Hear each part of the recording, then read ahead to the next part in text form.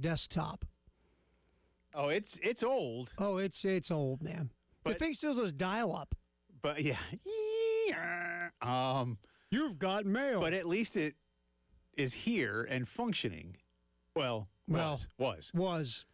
And I'm trying right now. Here, let's do this so y'all can see us. Turn that on. There you hit that button. Nope. There you go. No, I got it. Look at you. I hadn't forgotten. Look at you. But I can't get the monitor doesn't want to turn on. I don't know if it's not plugged in. The computer is on. So welcome back, Jay. There you go. Yeah. And again, 10 days away, and not one person has said this computer's not working. You're the only person who uses it. How you doing? Everybody else has evolved. They're off those desktops. Hey, it's not about it. Again, I got my iPad. How old's your iPad? I got it last year. Is that a newer one? Because I know you had that old one forever. Yeah, this is my third one. And yes, I did have one forever. It was a while, man. And then I got a second one, and now I'm on number 3. Okay. Yeah. All right. I had that one for a while. I was trying to be thrifty. Is that what you were trying to do? Well, when you raise 4 kids, as you've done as well. Oh, I know. You keep things for a while. Yeah. You keep things until I drive a 20-year-old car that I'm getting to 300,000 miles, my man. Hey, by the way, I have hit 190,000. All right. But I've only had the car for chump change. 4 years. Okay, yeah, no. I've had mine longer. Yeah. But I'm at 281 and change. Mine starts itself and just goes up the highway. Sure. That's nice. I don't need GPS. Like, what was that? When we were kids, the talking one, Speed Buggy or whatever, or Knight Rider. Yeah, Knight Rider. And all that stuff. Yeah. Yeah. I got Knight Rider. That was a good show. Knight Rider. Kit. Yeah. Wasn't it David Hasselhoff? He was the star. Yeah. David Hasselhoff. And that's before. I forget the guy who did the voice was actually he was on shows. William Daniels. He was from St. Elsewhere. Yeah. He was a doctor on St. Elsewhere. Yeah. He had a very distinctive voice. And that was before Hasselhoff became a lifeguard, right? Correct. But it was also while he was becoming one of Germany's biggest pop sensations. That is the funniest thing ever, isn't it? That David Hasselhoff. And when you see some David Hasselhoff like videos from his German singing days, it's surreal, man. We might have to find one tonight. Oh, I'd recommend you not. I think we're going to have to pop a little David Hasselhoff here. Maybe that's the rest of the bumper music coming back from breaks for. I'll be on another vacation. Then, I'll tell you that much. But good to be back, and we got again a lot to get to on today's program. I got a week's worth of thoughts in my head. I will admit, when I go to the beach, I am and my family, we're typically what you would call active vacationers. Like when we go places, it's, we like to do museums and walk around a lot and tour, and it's not just sitting around or whatever. The beach, though, is the exact, it's like the only time, it's the 1 week a year where I am perfectly comfortable sitting down and staring at something and doing nothing. It's a beautiful thing. And it's the Atlantic Ocean, so I'm good with that, right? Yep. Or I'll sit on the porch and read a book. And I mean, I can read at the house or whatever, but and I read. I'm always reading a book, but I when I'm watching sports, I don't sit.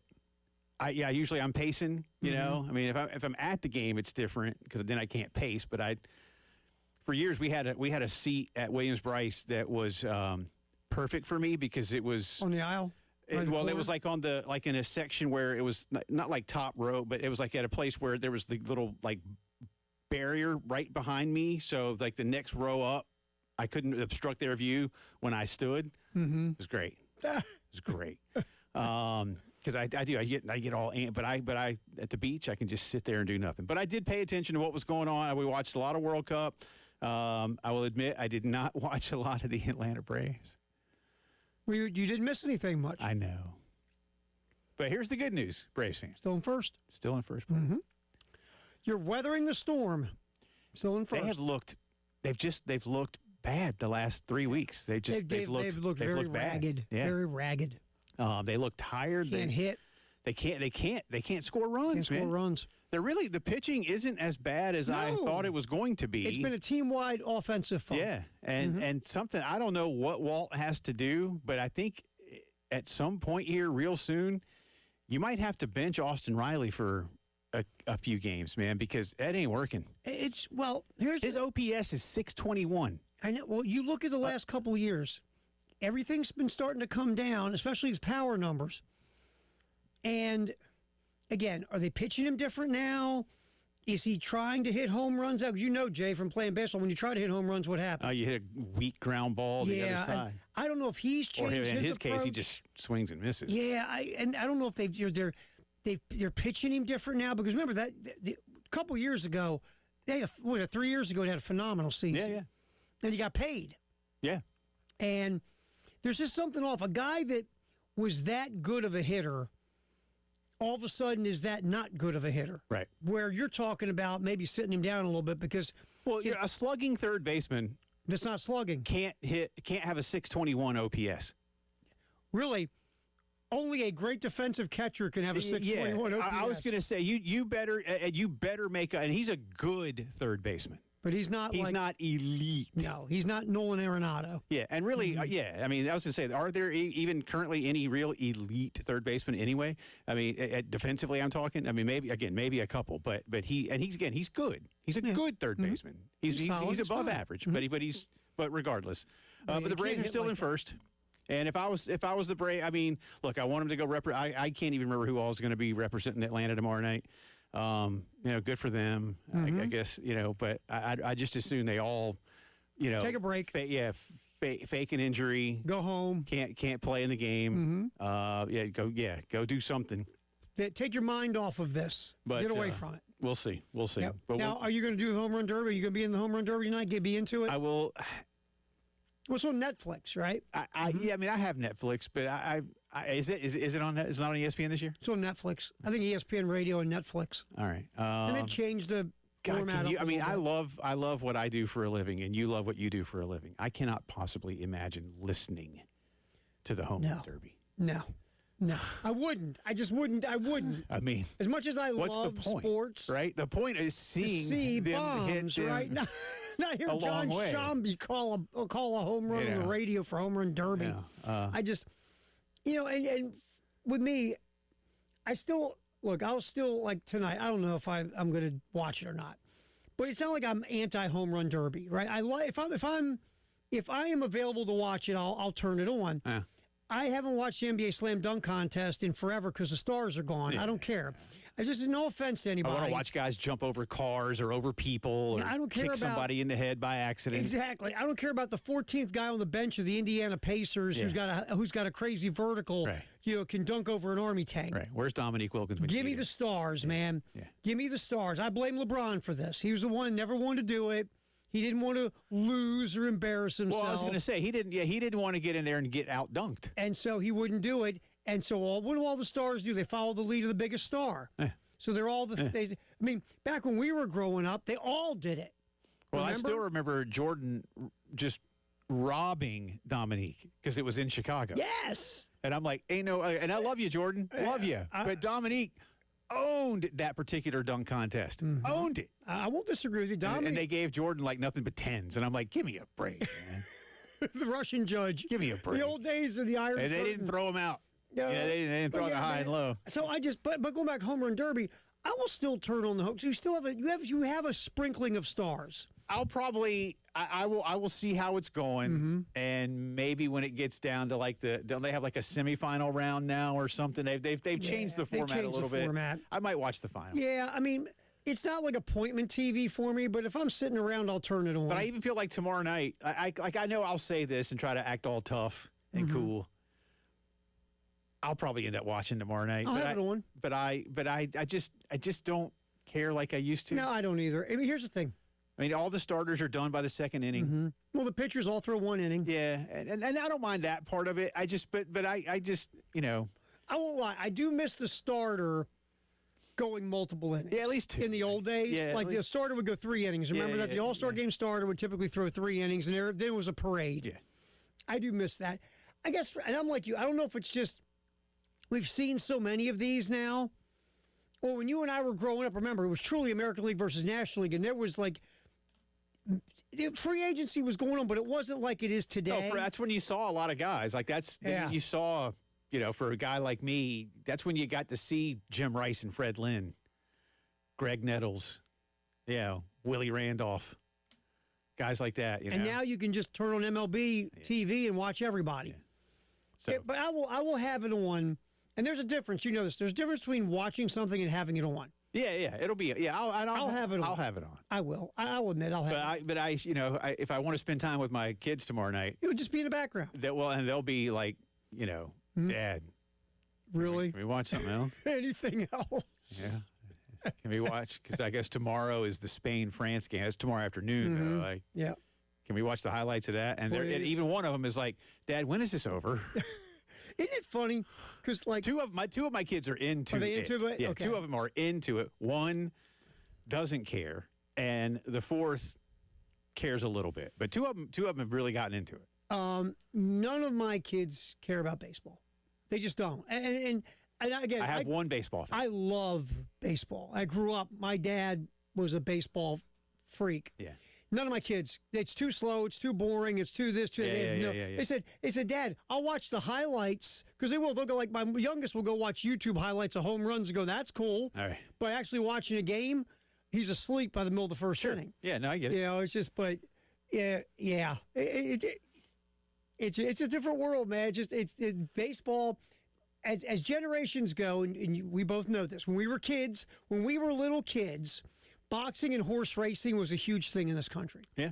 A horse was named the greatest athlete of the first 50 years of the last century, right? Right.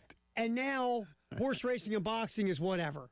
Oh, I haven't watched a real boxing match in and I don't even know how long. I was such a boxing freak for so long, but the politics of it just turned me off so bad. I'm like, I'm done. Yeah. But that's just the point. Baseball now is in danger of being toward those things to a younger generation because first of all, they've just screwed up in so many ways possible, and the game is so slow to an ADHD world. Yeah.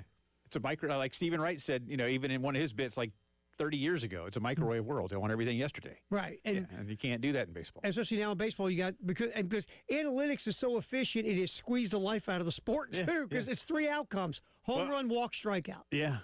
Anyway, but speaking of baseball, John Woodall will join us coming up in just a little bit.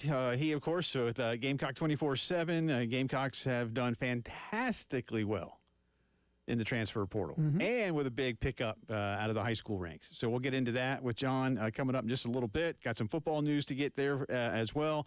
National stuff, World Cup, Braves, All-Star game, Michigan troubles. We got all kinds of things. Oh, yeah, we got stuff. On a Monday postgame show.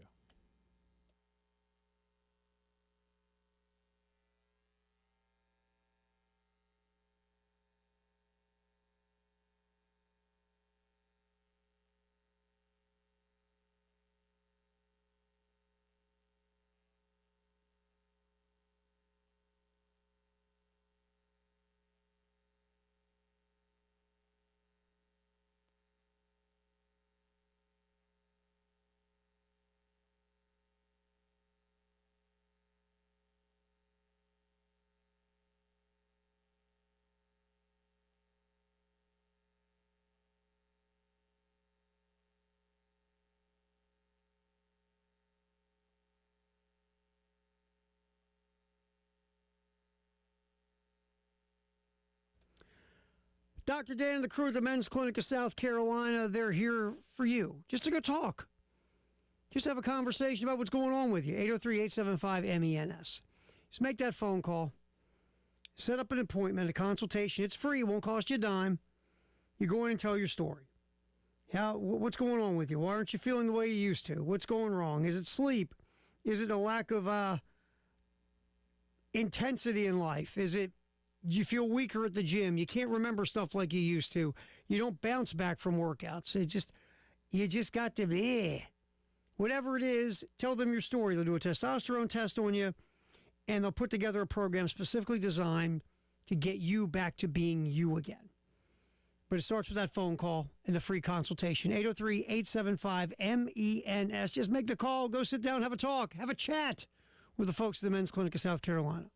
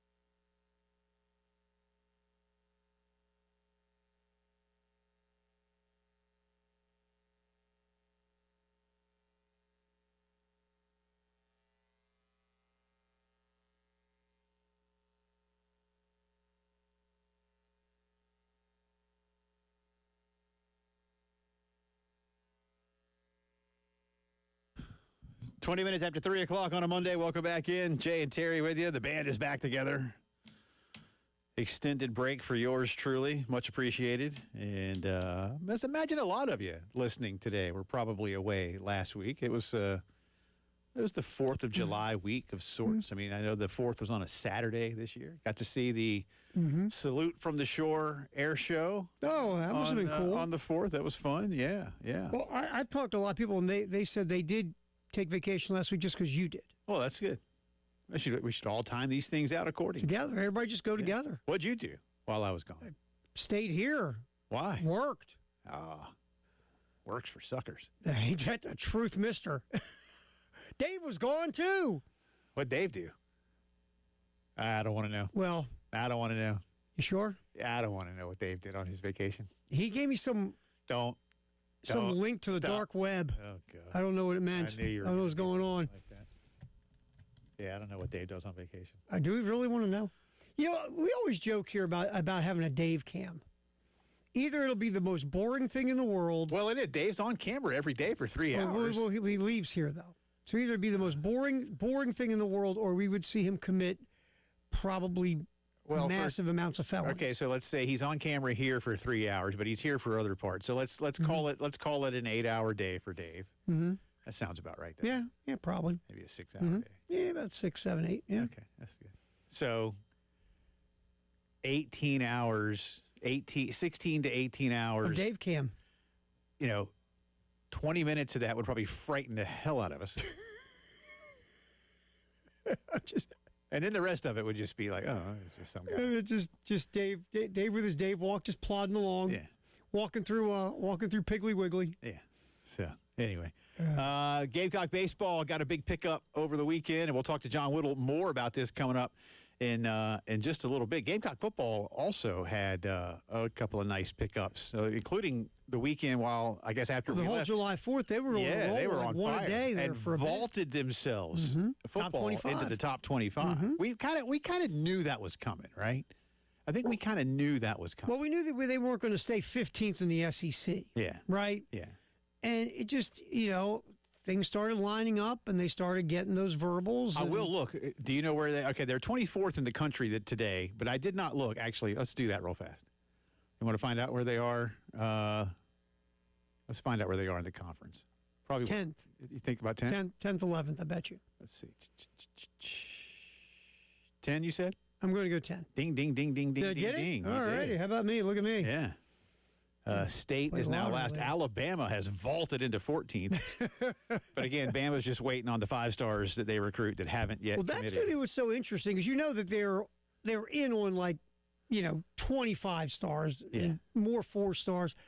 We'll see where they settle in because the thought is they will vault up into the top 5 or 6 before it's over with. A&M has currently got 5 stars. Mm-hmm. Texas has 3. Georgia has 2. Yep. Everybody else that has a 5-star, including South Carolina, has just 1. Tell you what, the combination of Mike Elko and that Aggie money they print. Cha-ching. Mm-hmm. Well, now all they got to do is win games, Terry Ford. That's it. That's all. But they've been consistent. Yep. In not winning games. They have. I think Mike Elko is going to do what has not been done there in a long time. I think he's going to win consistently on a higher level. I like Elko. Until I see it. Well, because that's the truth. I mean, they won 9 last year. Yeah. That's the thing about this. And it's so weird in sports. I don't believe in curses and all that stuff. No, I just don't. But there are certain sports entities, college and professional, that for some reason can never get over the hump. Right. Different coaches, different ADs, different GMs, different owners, different everything, and they still always fall short. I've talked to people about Texas and Texas A&M, and I think one of the things about it, to the point that you just made about the money, I think there's a high comfort level. I think there's a sense in a lot of people that once you're there, you've arrived. Well, that's what they said about Texas, especially after Mac and they won that national championship. But and even then they under brought in all these Mac, classes. Mac played for 2, right? Yeah, or at least was in the. Yeah, they lost that one to Bama. Colt McCoy got hurt. Yeah, they played for 2, and I love Mac Brown, and he did elevate. Yeah, but even in most of those years, they were like, y'all should have won like 10 or 11 games. They do say like those kids will show up there.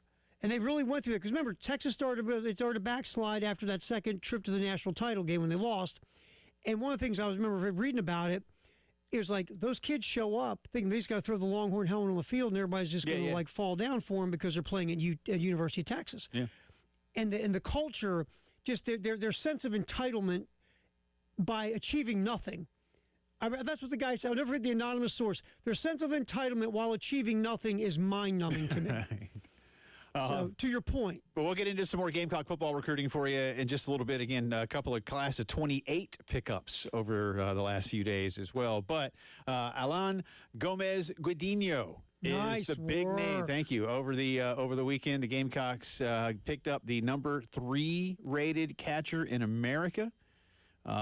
He officially signed with Carolina. Always kind of looked like, when I say always, but he's good. And it felt like the draft and pro money was going to be his thing. But he didn't get drafted after day 1 and said, I'm going to Carolina. Coming. Screw it. He's coming. And we'll talk to John in a minute about exactly where he's going to fit, because you brought in Estep from Coastal. You brought in Costello from Wake.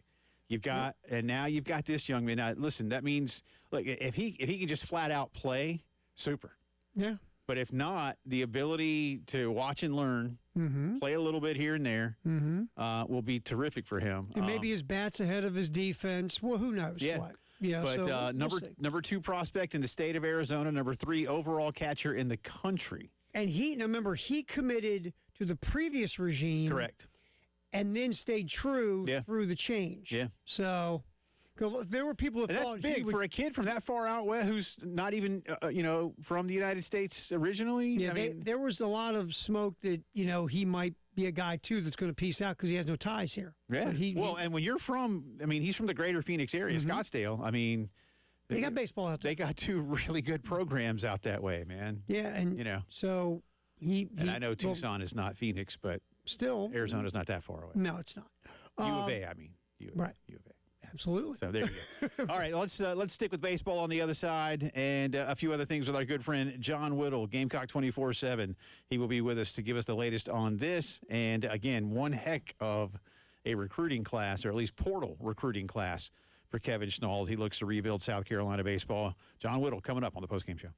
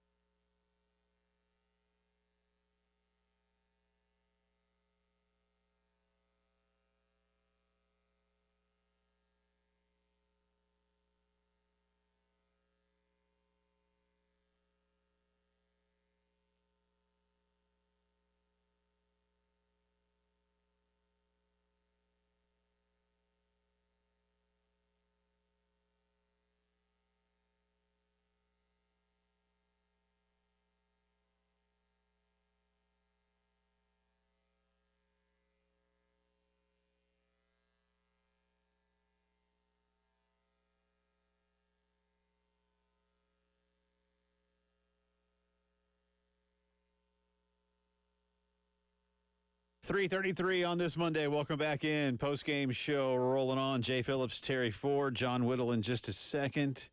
Next hour, get into a few thoughts on some of the storylines that hit last week while I was away. It'll be like a Jay or nay, like an extended Jay or nay type thing. Or something like that. We've also gotten yet another lawsuit against the NCAA. Saw it coming. I don't know. We'll get into that, too. And there's more news, if you missed it, around Brendan Sorsby, which I know some people are tired of hearing that story. But I'm not sure. This latest stuff, I'm not sure I'm fully buying into yet, but we'll see. But in the meantime, John's here. John and I were having a good conversation. I was like, "Oh, John, we got to ruin our good conversation by going on the air." Yeah, and talking to me. But and that's what John does. But he talked to you last week solo. I'm sure that was fun. No, I mean, I love talking to John. Sure. No, I'm for him. Oh well, I'm back now. Course. I'm back now to spoil the fun the party because you're back. Yeah, even though John and I are both big Arsenal fans, Terry Ford. Champions of the Premier League. You knew that, right? I didn't know that because you've never said a word about that. I have not. I don't mention it too much. He never brings it up, John, ever. Yeah. Well, you know who's also back is Freddie, the German tourist on X. Yeah. Hosting again. Is he? Oh, that's fantastic. I felt bad for him when Germany got knocked out at least a week too early, but that guy has been fantastic. He's been gold. All right, John. His first post in a month was from Memorial Stadium in Clemson, South Carolina. Really? Weird. Huh. They have another Savannah Bananas game up there or something? No, just touring, I reckon. But anyway, we'll talk about something else. I'm not sure. Let's start with the guys that got drafted from the Gamecock baseball team, some of whom have never even played for South Carolina yet, but they are, I suppose, technically Gamecocks. Will Whelan, Miguel Hugas, Ant Phillips, Ethan Sutton, Connor Schaus. I'll just kind of let you take it in terms of what you feel their prospects are for staying or going. Connor Schaus, I think, will come to school. I would bet that that's the way that it ends up going. I mean, I'm not going to quite guarantee it at this point in time, but I think that's going to be the way it ends up going. I think South Carolina has a very slim chance of getting South Florida transfer Ethan Sutton to come, but I don't know that that's going to work out either. The rest I do anticipate signing. Miguel Hugas, Will Whelan, and then Ant Phillips was drafted as well. And you'll probably ask about him too, but he's already agreed to go ahead and sign, and so is Miguel Hugas. So those are the only two I know of for sure at this point in time. But, you know, I think we've got a pretty good idea on all of them. John, I mean, obviously it's a very deep transfer portal class, but out of the guys that are signing, which one do you hate to see go the most? It'd be a toss-up between Sutton and Whelan. You know, Sutton is a guy who I feel like could come in and have a chance to start right away. But Whelan's a guy who's been really, really good up in the Cape so far, has one of the best ERAs. I hadn't looked at it in the last week, so I don't know if it's changed too much, but it was 0.68 or so last I looked. And a left-handed pitcher to boot, and South Carolina doesn't have a whole lot of lefties on their roster right now. So I think it's a toss-up between those two guys for sure, and both of those guys certainly hurt to lose. John Whittle is with us, Gamecock 24/7, as we talk a little off-season baseball, and the Gamecocks have done quite well in the portal, but they've also kept a prized commitment out of high school, John. Alan Gomez Gudiño from Arizona, born in Venezuela, family moved to the United States, number 3 catcher in the country. Got a couple of big pickups from the backstop position out of the portal. So just how big a deal is this, and what do you envision for this young man when it comes to next season? Well, it's a huge deal, and the catcher room is a huge deal for South Carolina. Obviously, you know, Talmadge went back there and played basically every meaningful inning on the season and battled as hard as he could. But, you know, South Carolina's in a much better spot this year at that position. I think we're overlooking Bryce Eastep a little bit, the transfer from Coastal, who's a senior, who started this past season and caught in a backup role behind Caden Bodine the 2 years before that.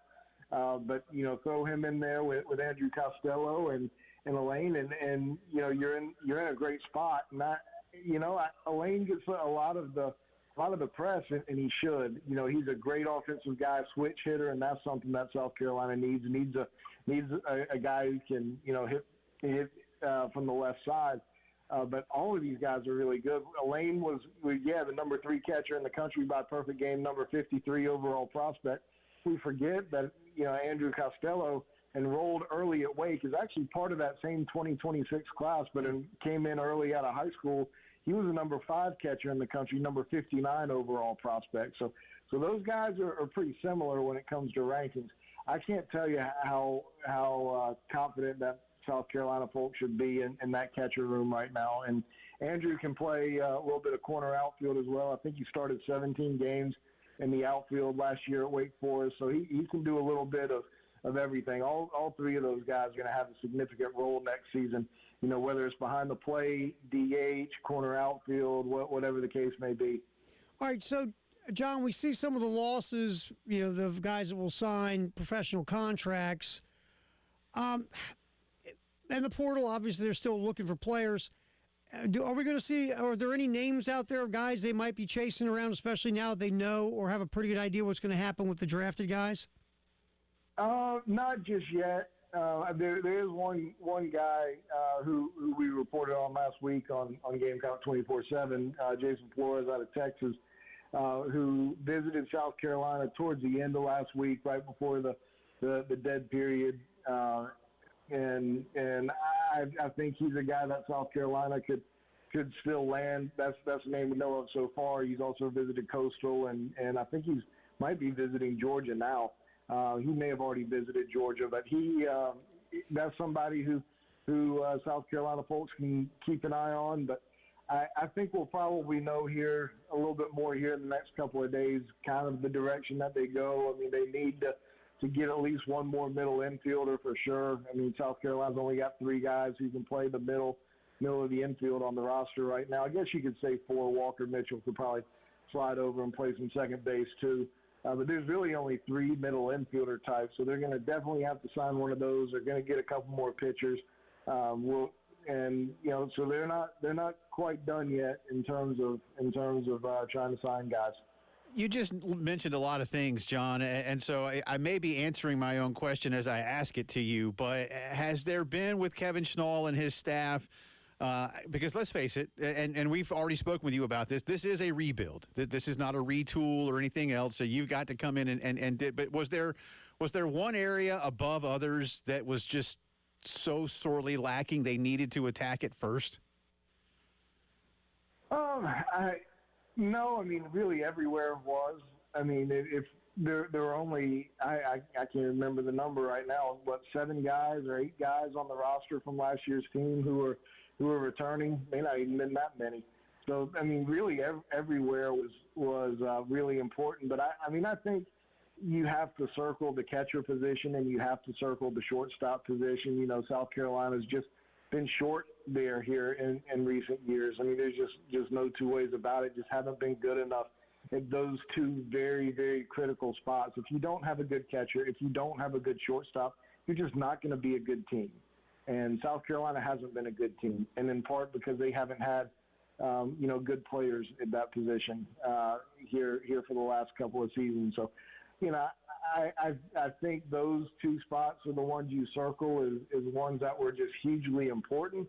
But in terms of trying to prioritize or what have you, I mean, everything's had to be addressed. So that's tough to answer. But shortstop and catcher are two of your most important positions. Period. And that had to be shored up really well. And I think you've got a great one in J.D. Stein at shortstop, but you need a little bit of cover for him too. And Miles Keogh can do it, an incoming freshman who was committed to Coastal Carolina. But you like to have somebody else who maybe played a little bit more, in the middle at the collegiate level than just having one guy who can play the spot who's a true freshman. Although he is playing up in the Alaska Collegiate League right now and getting some at bats against college players. His last 2 games, he's 5 for 8 with a double and 4 RBIs. So maybe he's turning it up a little bit, which would be good for the Gamecocks. Hey, John, real quick at our last minute, circling back to the Gamecocks and the draft. Tyler Pitzer didn't get drafted, signed with the Padres. Is that one of those things? It's just he just wanted to play pro ball and got an offer from a team and signed it. Maybe he got more money from them even undrafted than he would have got coming to South Carolina. A combination of both. What's your gut feel on Pitzer, even though he didn't get drafted, did sign the free agent deal to go pitch pro ball? Well, when he committed to the Gamecocks, we talked about on Gamecock 24/7 how he really wanted to go play pro ball. And, he got that opportunity even outside of the draft. And, I don't know what he signed for. We should probably figure that out here in the next couple of days. But you can still get up to $150,000 as a free agent draft without going into the team's bonus pool, and maybe the Padres want to go into the bonus pool too. But he didn't want a ton of money to go ahead and start his professional career. He wanted to start the professional path, and that's the decision he made. So I'll be curious to see how much he got. As you mentioned, the IL side of things can equalize the pro side for folks who are kind of open to wanting to be in college, whether it's as a junior or senior, 5th-year guy or what have you. It can level the playing field some, but, if you want to start your professional journey, sometimes that's more enticing than getting a few extra bucks for NIL. Always appreciate you, sir. Thank you. We'll holler at you again here real soon because I know this isn't done yet. Appreciate you, John. Yep. Sounds great. Appreciate you guys. That's our good friend John Whittle. Gamecock 24/7 is the website, and you can follow John on Twitter if you don't already. John M. Whittle is the way to do that. And again, if you don't, you should. Terry will open the vault when we come back.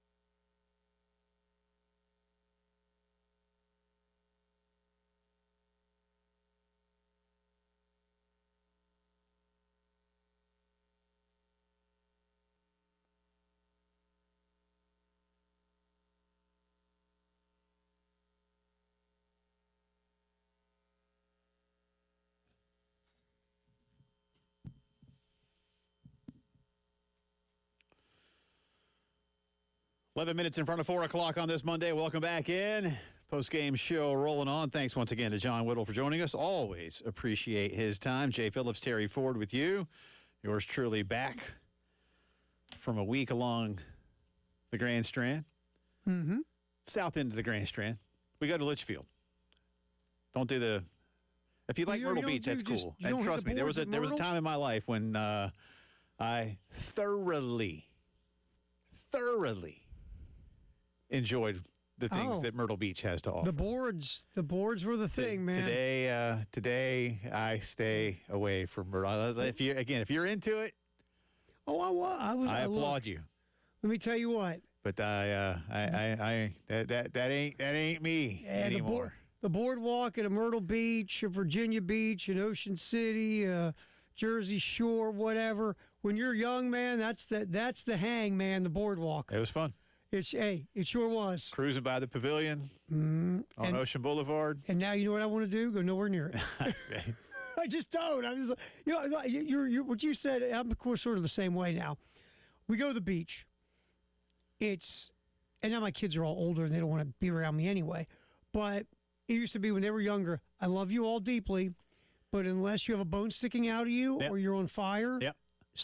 Leave Dad alone. That's what I used to say. Unless you're bleeding or on fire, but but a bone sticking out is also. That works. I love you deeply, but Dad wants to sit here and look at the ocean. Yeah, and just. But you know what, my kids, we always had fun. And we had some good friends that used to go at the same time that we did, and my buddy Brooks it was amazing that he could do it, and it's a knack. I tried to learn it.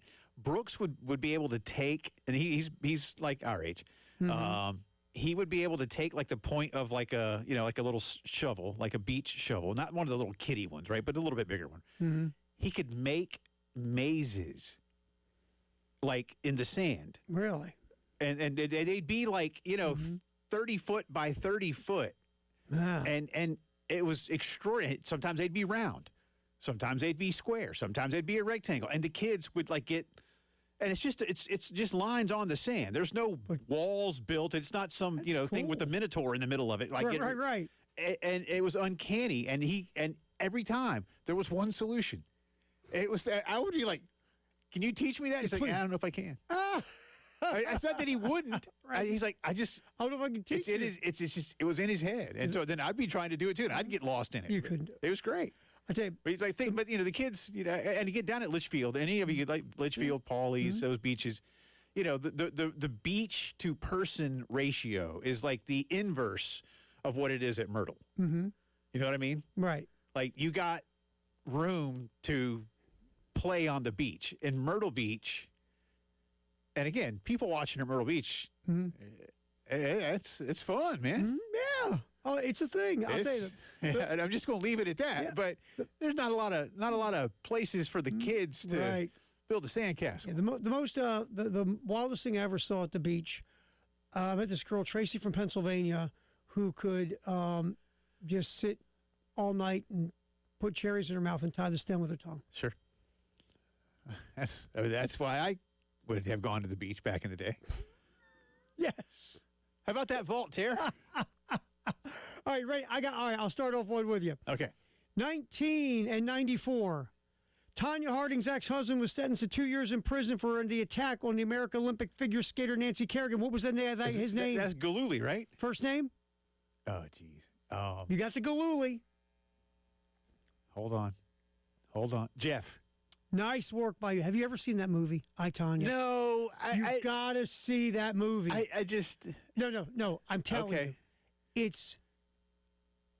I'll tell you why I did. I read a review of it because who's like her mom is a funny actress. Oh, she was in the West Wing. Yeah. I can't think of her name. But she's phenomenal. I read a review that basically said it almost made Tanya Harding a sympathetic figure. Yeah, the mother was awful.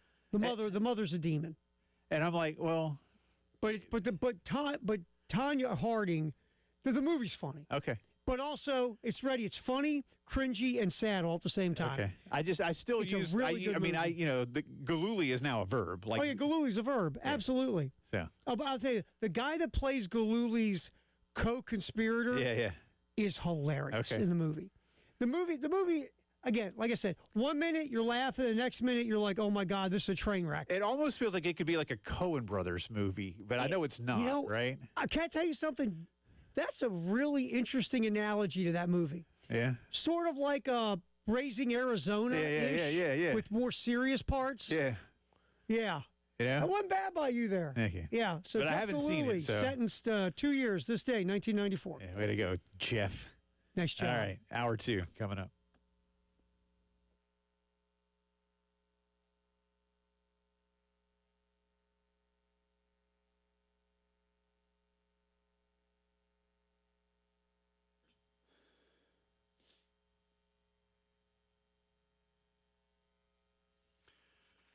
All right, now that I'm back, it's back to watching everything I watch with integrated media, and I'm very excited about that. Not that I didn't have a television at the beach house, but it's not the same.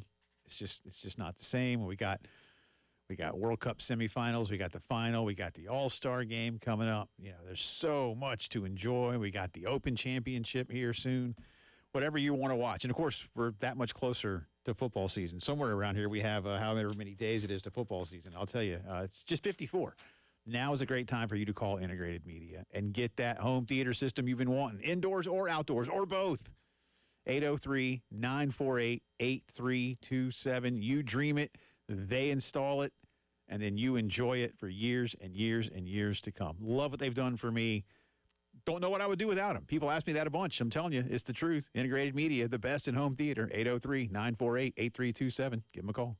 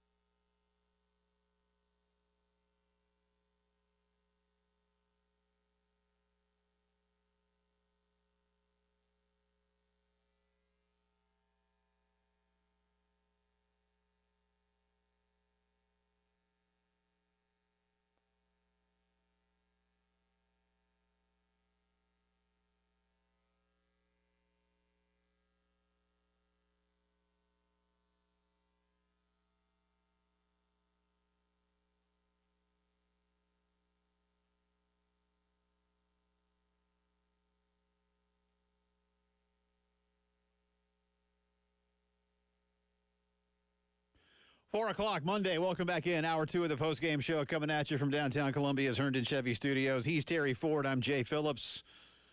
Yours truly back from a week's vacation down at Litchfield. Those of you who have also been away, wherever you might have been, maybe along the coast, maybe in the mountains. Maybe you went to Wimbledon. I don't know. See, that's a bucket list thing for me. I'd love to go to Wimbledon. One day I'd like to. I would love to do that. I don't know how high it is. I mean, I still don't know what my number one sports bucket list thing is. I will say this, and it would just be any random day. I've still never been to Wrigley Field at my age. You got to go. I know. And so it really, because of the baseball fan in me, it might be that. But I very much, Terry Ford, I have seen Arsenal here in the United States. You've never. But I've never been to London, and I've been in other parts of England, but I've never seen Arsenal play. In their home ballpark. As much as a goober as you are for Arsenal and English Premier League soccer, my guess that's got to be, if not number one, in your top three. I think it's certainly top three. I think I do. I want to go to Wrigley, and I would put going to Arsenal above going to Wrigley, if only because, again, it's hard to get Arsenal tickets, man. Yeah. I mean, they only play. They play probably 30-ish home games a year, give or take. And when you include Champions League games, maybe 40. Mm-hmm. There's 81 games at Wrigley. Yeah. And there's some days at Wrigley, as I understand it, it's still, you go and you go around in. Pay a $20 ticket, $30 ticket. You're in. And again, I'll do that one day. I don't know what else. For me, it's always been a Jacksonville Jaguars game. No, well, especially, I'm telling you, in some years when they're playing the Titans, I mean, that's a game. That's epic. I mean, that's a game. Epic Those years when they by November they've got a combined 7 wins. Those are games. Sit in the pool in Jacksonville and watch that game. I mean, when they're like, hey, which of us is going to have the 5th pick in the draft? I mean, those are games, man. Two teams both trying to lose to get better draft position. That's when it's real. So good. That's when it's real. That's what the NFL is all about. I tell you, I've never been to Fenway. I want to go to Fenway. I haven't either. Yeah, I haven't done Fenway. I'd like to go to Fenway because I'm like you. I'm a huge baseball dork. Yeah. I'd love to go to Dodger Stadium. But I really want to go to Fenway. But I'd like to go to Dodger Stadium too, just to get that West Coast because that is. Look, obviously the West Coast sports fan is not as hardcore as the East Coast sports fan. They're just not as a rule. But I'd love to go to that hallowed baseball land that is Dodger Stadium, just to see that vibe. But it's not like high on my list. Right. But I would like to go do it. Like if I was out on the West Coast and say, hey, man, I got tickets for a Dodger game, I would love to go to Dodger Stadium. Yeah. But I really do want to go to Fenway. That is on my list. Yeah, I did the Olympics when they were in Atlanta, but I've never been to anything. I'd like to go to like a Winter Olympics somewhere. And I'd like to do that. Like something that's just hard to do because of the scarcity of it all. One of those in the Alps? Yeah, like next time. It's going to be like, I think, in France, right? You want to go, you want to truly have the experience of the Winter Olympics. And then you see, how much it just, if you just wanted to go on a ski trip in the Alps, how much it costs. Oh, I know. And then try to go to the Olympics. So, I mean, when Sonny and I went to the Atlanta Olympics, we were engaged. We got married the following spring. And so for two, kids, I mean, I think I was 25, she was 24. Mm-hmm.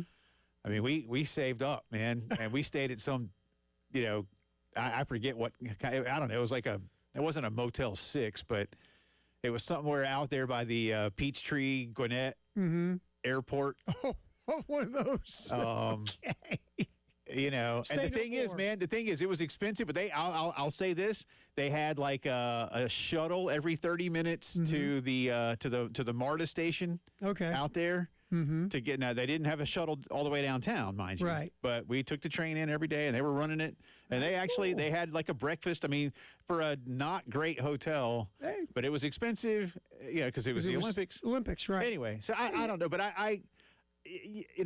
and I've been to the Masters. I've never done the Olympics. I think that'd be cool to do the Olympics.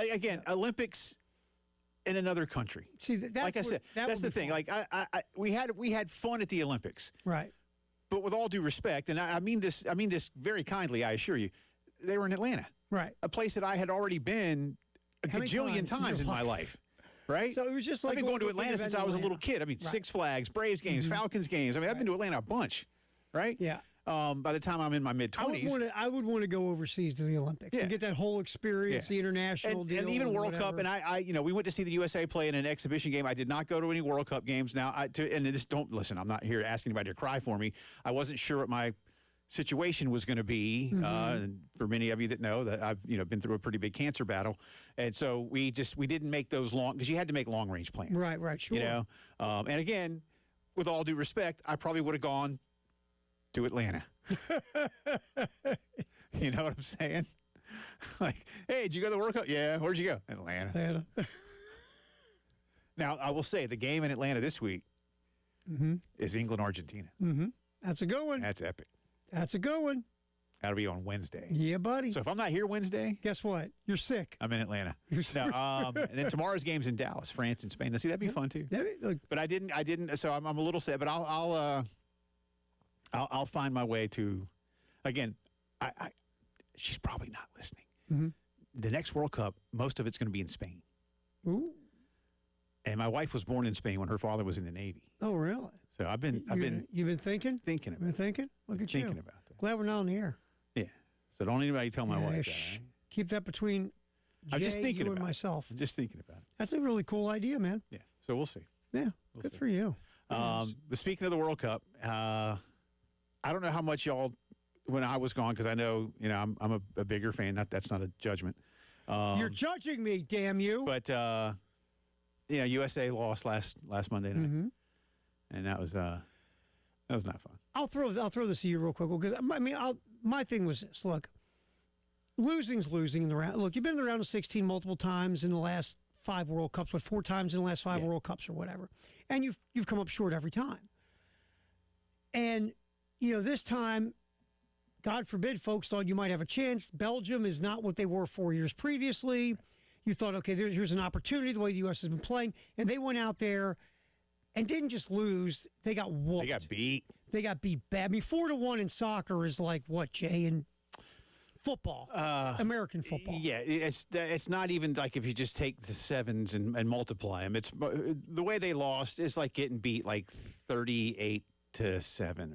It just you just weren't. You didn't look like game. You belonged on the pitch with those folks.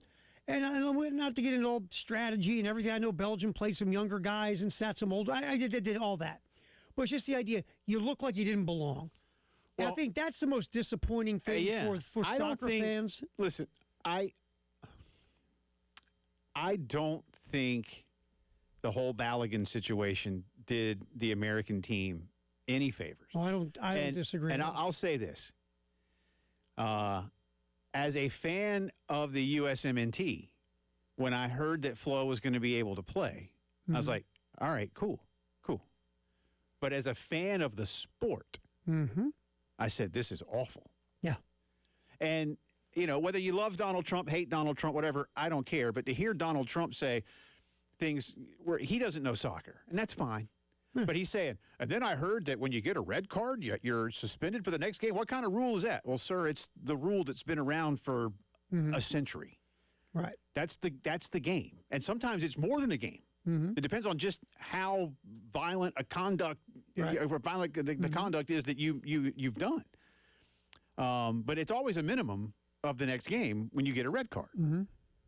And so, and I don't like, whether it's the president of the United States, whether it's the king of Saudi Arabia, or the prime minister of Great Britain, or the United Kingdom, I don't want any of them getting involved. Yeah.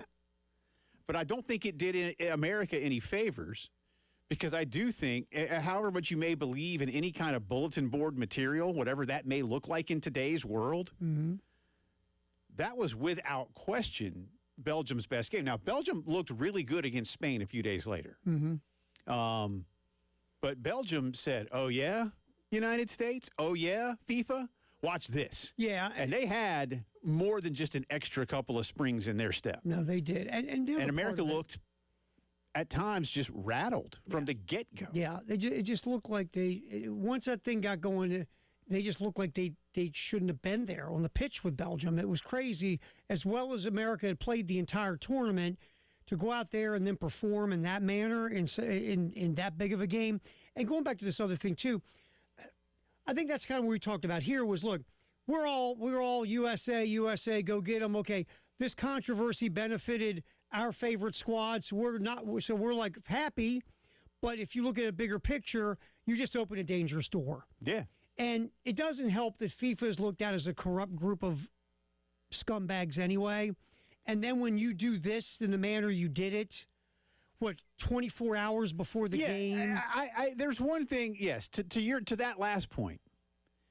If this had been done, because America played on Wednesday, when in the game against Bosnia, when Flo was sent off. Yep.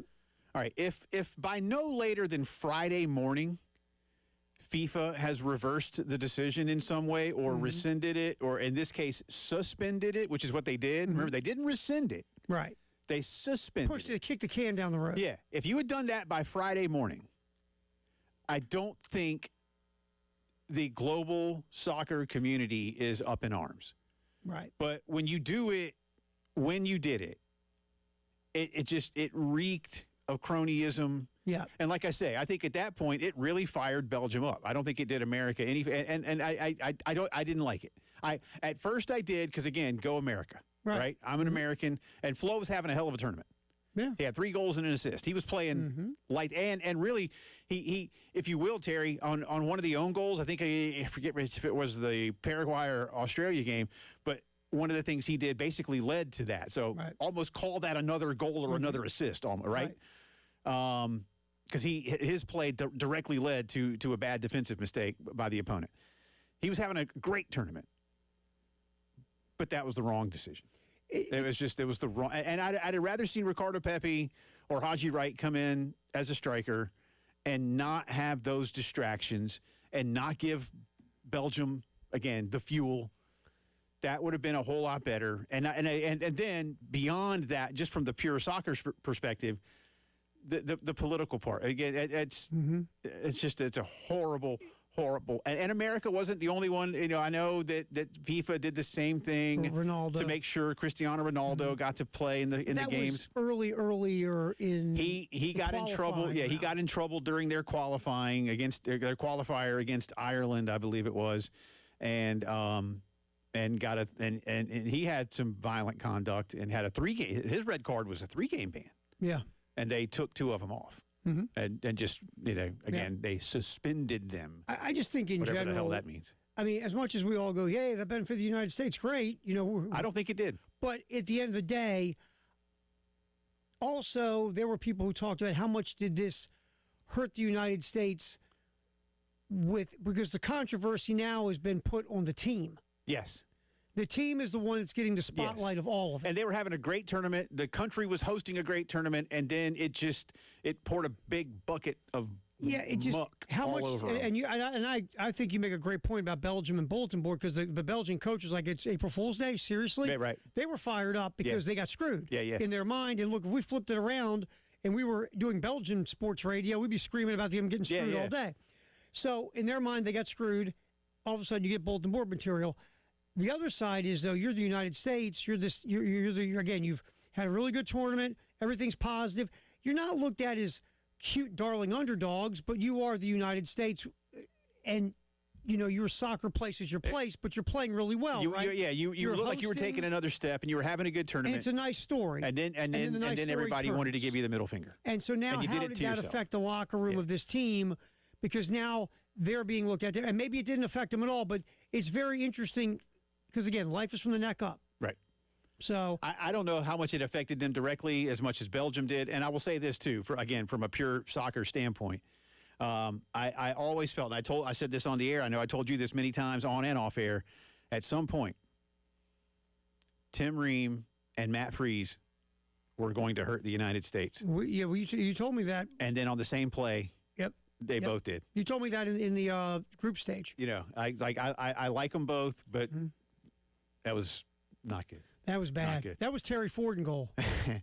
All right. So anyway, semifinals of the World Cup tomorrow and Wednesday, final on Sunday. We'll come back on the other side. The NCAA is getting sued again. This is not a repeat. You're listening to the Postgame Show.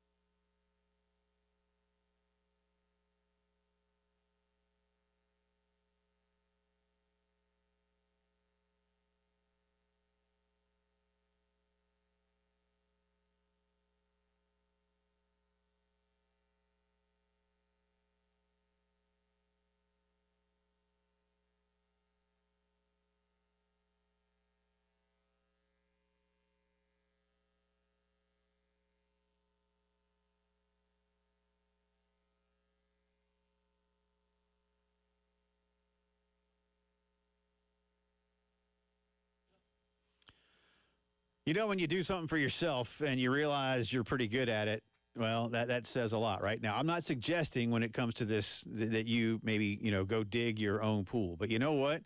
Stanley Griffin did that for himself back in the mid-1970s. And he was so good at it that he started Griffin Pools and Spas that way. And now, more than 50 years later, they are the Midland's leader in swimming pools with custom pool design, an aggressive scheduled commitment to make sure that when you say, yeah, I'm ready for that pool, they get that pool built and you get to start enjoying it. Top quality construction. They want to make sure that everything they do has your life disrupted as little as possible. They built a saltwater pool with low maintenance equipment installation to make sure that you don't have to worry too much about it. Just enjoy the pool. That's why you're building it.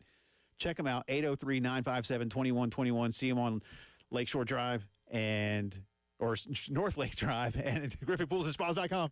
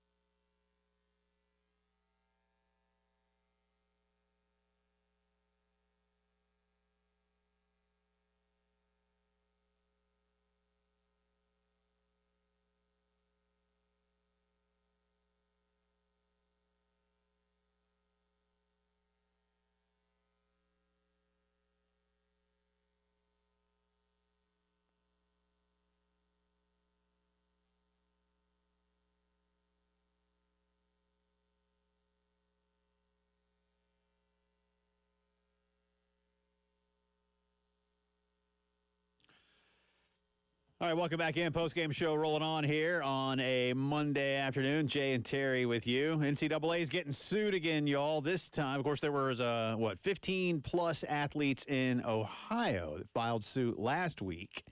Now it's 11 more that have filed suit in Colorado, including Cade Tyson and Brock Wisney, who are a couple of pretty good basketball players. They allege the NCAA's new eligibility rules will have an adverse effect on their ability to, wait for it, extend their college career and benefit from NIL opportunities. Tyson plays for Minnesota.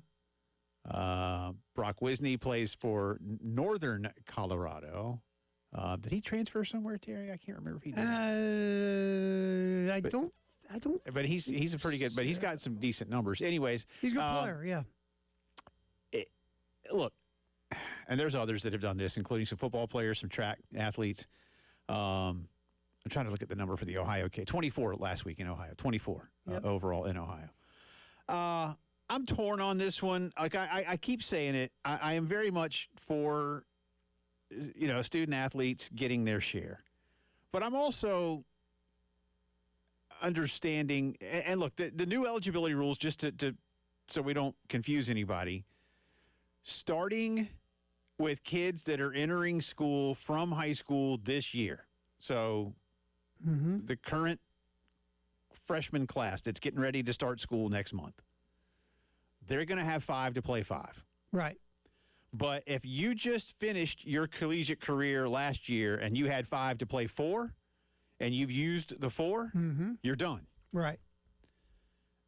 And the class of 22, which is where all these athletes are currently they're saying, well, we want a 5th year because that you made the decision during our last year. So we should be able to benefit from that. And the NCAA saying, no, we were pretty clear that it was going to be with the incoming freshman class that was going to benefit from this, and that anything behind it would not and would be subject to the 5 to play 4 rule. Look, we saw this coming from a mile away. We did. We were sitting here going, this is going to end up in court. Here's the thing. I'm with you. I like the 5 for 5 idea. I like this rule. But again, why does the NCAA have to NCAA it? All you had to do, you and I were talking about this during the break, all you do is say, okay, if you're in school right now, if you are a collegiate athlete right now, you will get the 5th year grandfathered in. But this new class coming in, starting with the new class, it's 5 for 5. Was that tough, Jay? No.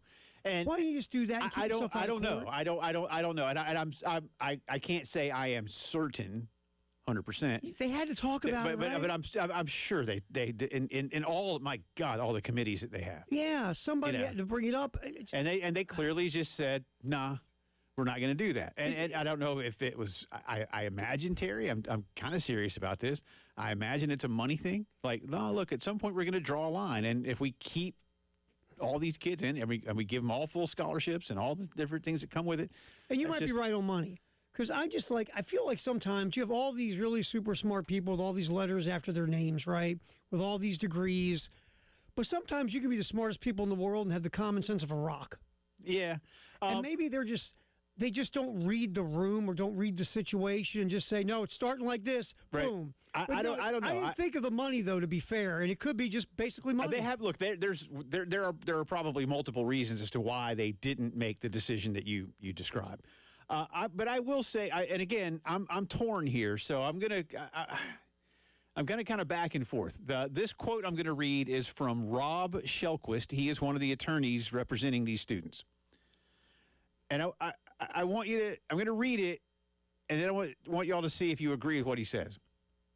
Quote: "These athletes aren't asking for special treatment. They're asking to not be singled out and excluded from the NCAA's eligibility framework. The NCAA updated the rules, but refused to apply them only to the very group that was most immediately affected. If the NCAA has determined that 5 years of eligibility is the fair rule for college athletes, then athletes who would still be eligible, but for completing 4 years, should not be deprived of the same opportunities." End quote. Okay. And that's basically what you and I are saying, that like if you're in school, you probably should have given them 5 years. They didn't. But Terry, they are asking for special treatment. Oh, no, absolutely, because they're asking you put a rule in, now they're asking you to give them special treatment within the rule that you set. Don't tell me they aren't asking for special treatment. They are, because they entered school under a rule that said you get 5 years to play 4. Right. Now you're asking for special treatment. To be grandfathered into the new rule. You are asking. And so I think part of it, too, is, again, at some point, the NCAA simply said, We must draw a line somewhere because, look, you say we can see this coming from a mile away. 100% agree with you. We talked about this when they were back in April when they were remember, they punted this one till June. Mm-hmm. And now, and I want to feel like I'm being a smart aleck here, but I'm really not. Somebody's going to sue in the next couple of years to go, why are you limiting me to 5? Oh, sure. But now I'm in my second year of getting my master's. Why can't I keep playing? Because Jay, they can't, Jay, because they have a collectively bargained agreement. No. Oh, they don't. No. So, but I'm serious. I mean, and I'm not trying to be flippant here, but is a 6th year college student, 2nd year master's student, if you will, going to sue one day? And you're saying you're limiting my opportunities to. Cash in on my, he or or she, image and likeness because you're limiting me to 4 or 5 years. Yeah, and clearly at that point, and again, I don't mean this judgmentally, and this is all hypothetical anyway, but that is probably not an athlete that is going to be a pro because you're not looking for a 6th year. Right. If you're a pro, and maybe that won't happen, but I could see it. I could see it happen. Look, here's the other part of this too. If I'm the NCAA, they have committees all over the place. I got a new committee for them. Hey, let's look at the rule we're going to make and figure out how we can get sued committee. Right. Because, I mean, to me, somebody in that room had to go like this. Fellas, I love the idea, but we can't start it with the new people. Why? Because the people that are already in school, there's a really good chance they're going to sue us. Get one of those guys from the Big Bang Theory, does probabilities and analytics. Excuse me.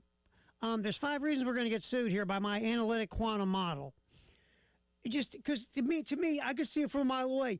What you're doing is going to get you taken into court, and once you go into court and put this in a judge's hand, 2 words, Brendan Sorsby. Yeah. You don't know what's going to happen. So why don't you sit down for a minute and say, all right, we'd like to start it with this class, but if we don't, the people that are already in school are going to sue us, and we're the Washington Generals. So we're going to get whooped in court. And so why don't we just avoid all that? And just everybody, you're in, and it starts 5 for 5 with this freshman class coming in the fall. I don't disagree with that last part of it. And again, not that I'm here to defend the NCAA on these situations, but like I say, I think at some point they said we must simply draw a line, and then see what happens. But I'm with you, Terry. Look, they knew. Mm-hmm. Sure. They knew they were going to get sued.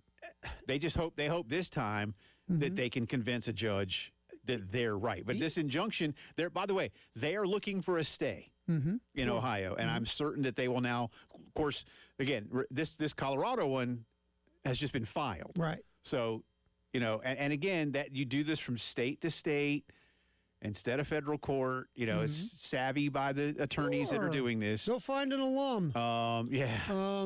But so who knows if the Colorado judge will see it the same way the Ohio judge did, but the NCAA is asking for a stay in the Ohio case. We'll find out if they get one here, I guess, in maybe in the next week or 2. Here we go again. Yeah. And it's going to keep happening. Well, until you got to collectively bargain. Yeah, you just you can make it stop. Anybody that asks that, you can make it stop. That's how you do it. It's that simple. It is. Yeah. I mean, don't get me wrong.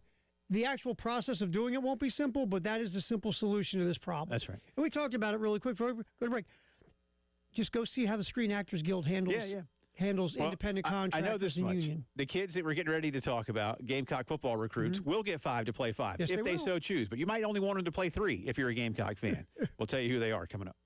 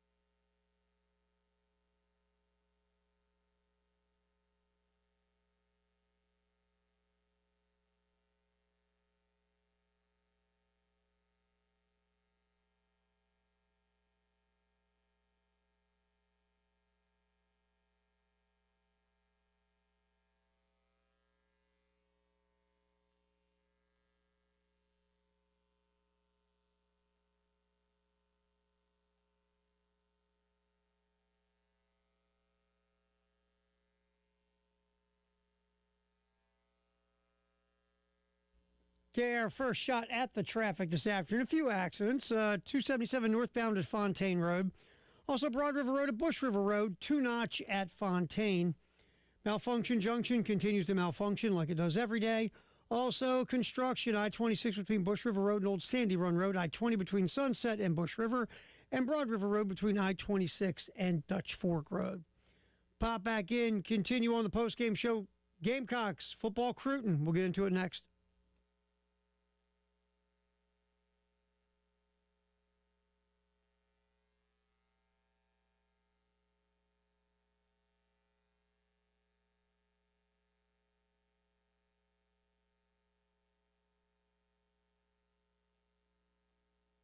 All right, welcome back in. Jay and Terry with you here on this Monday. Shane Beamer and his staff have had one heck of a summer when it comes to recruiting. I would say after spring ball, Carolina's recruiting class for the 2027 or recruiting ranking for the 2027 class was hovering in the Terry, high 40s, right around 50. And, it was 14, 15, 16 in the SEC. Yeah. But they had a terrific 4th of July weekend, vaulted themselves into the top 25. Still, and I look, this is the way it is in the SEC. So, again, this isn't a judgment. This is simply an observation. It's still 10th in the SEC. But you've gone from, again, the high 40s to the mid-20s. Mm-hmm. So you have really done well for yourself. Yep. Now you are starting to build some further momentum for 28. Again, y'all talked enough about the 27 kids last week. Mm-hmm. But the first is Jet Gibbs. I mean, come on. I know. Listen, again, this is class of 28. Rivals calls him an athlete, but the report we're getting from our buddy Wes Mitchell says that Jet is projected to be a wide receiver at South Carolina. He is currently, now again, this is a rising junior. Yep. 6'1", 190. Why do I have a hunch that by the time he comes to South Carolina, he'll be 6'2", 205? Could be.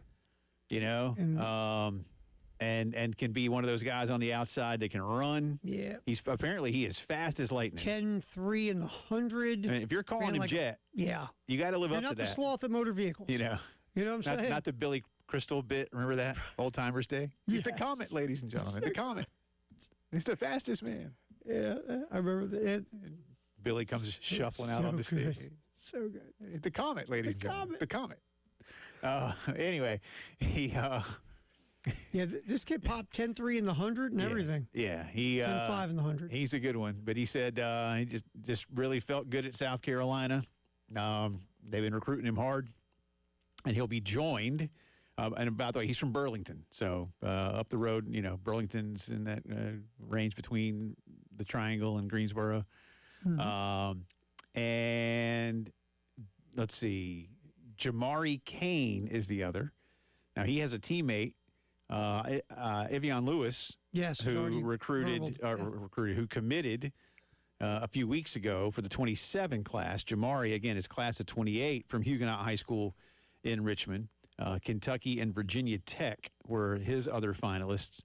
So these guys all did this in the last few days. Some of you may already know this. This is not brand new information, mm-hmm. but for those of you who, like me, may have been away mm-hmm. for a while, mm-hmm. So you've already gotten a nice start here to the 28 class. Now, again, you still have some pieces that you can fill in for 27. Sure. But for those who began to worry a little too much about what last year did, and listen, last year was last year. You got to go win some games this year. A lot of that's going to matter, and nobody's put pen to paper yet because you can't, especially for even the 27 kids, but certainly for these 28 kids. Go have another good year and see what happens. There's a couple of flippages here. If you can have a good start to the this football season, you might get a chance to get some kids who it was close and you just lost out. Yeah. And part of it was obviously you're being, and look, this isn't a criticism. Other schools, they were 4-8, man. Their coaches on the hot seat. Yeah, you were 1-7. You beat mm-hmm. Kentucky. Yeah. And last year, that's your count. Who fired their coach.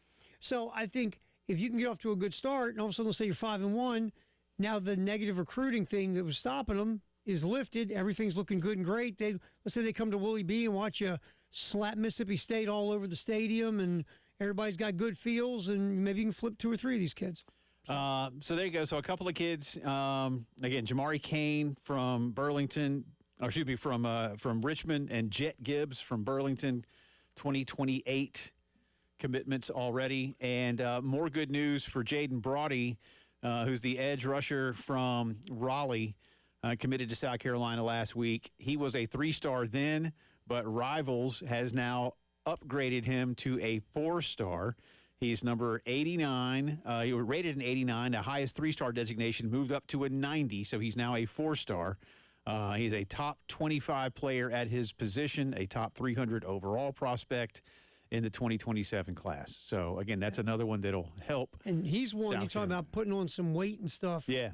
He's a thin one, and they figure if they get him in here, we can roll him off to, down to 5 points, give him some food, feed him up a bit. Tell the Godfather to just get him a few slices. Yep, just or pizzas. Maybe a few whole pies. Pizzas, man. Just a whole pie. Sit it right in front of our boy. That's right. Jaden. Get him up about 15, 20 pounds. Hey, Brian will fatten him up. That's what he needs. That's Brian's job. Yeah. I mean, you know what? I just thought of this. It's Brian's job. He's the director. And you realize right now that there's some nutritionist listening to us down at the facility going, shut up. Enough of that. We've got a nutrition plan for this young man. It doesn't involve pizza. Our pizza has buckwheat flour. It's fresh arugula on it.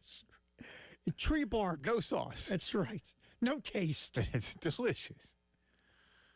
That kid will be eating 5 of them a day. Hey, whatever it takes.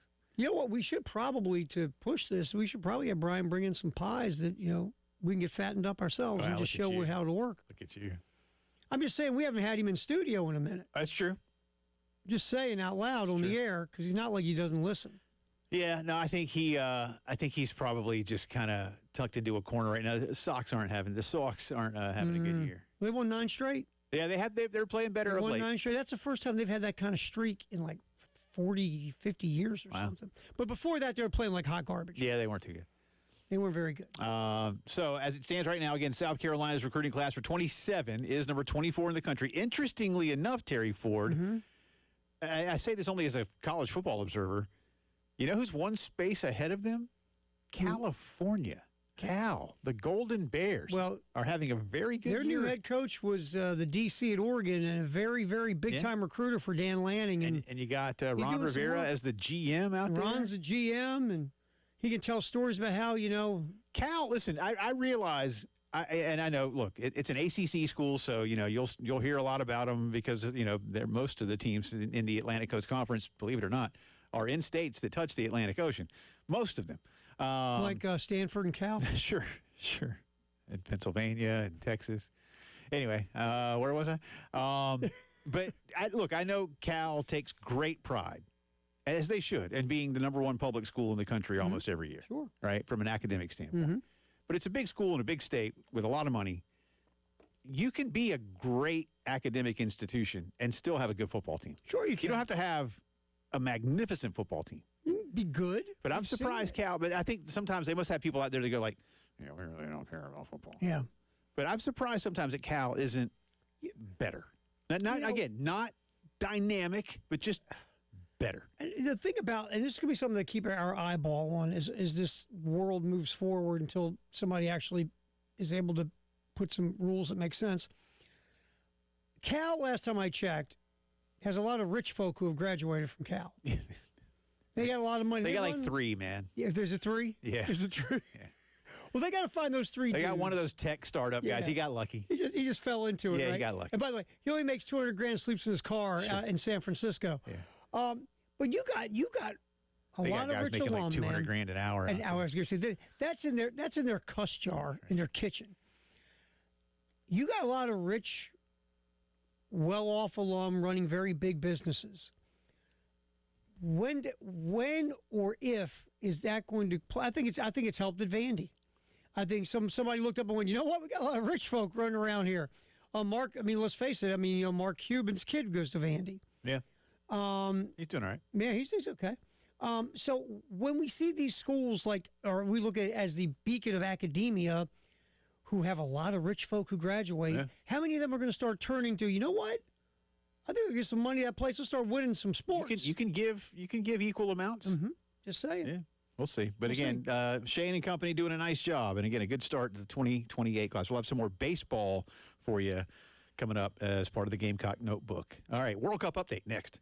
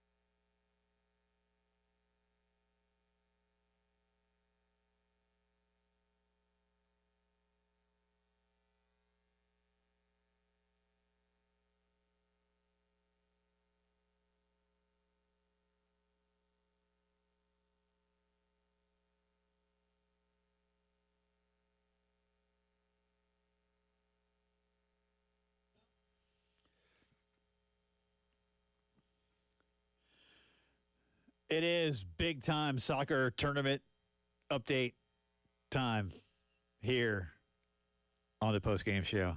Jay and Terry with you. No action yesterday. No action today. I got to be honest with you. I get a little withdrawal.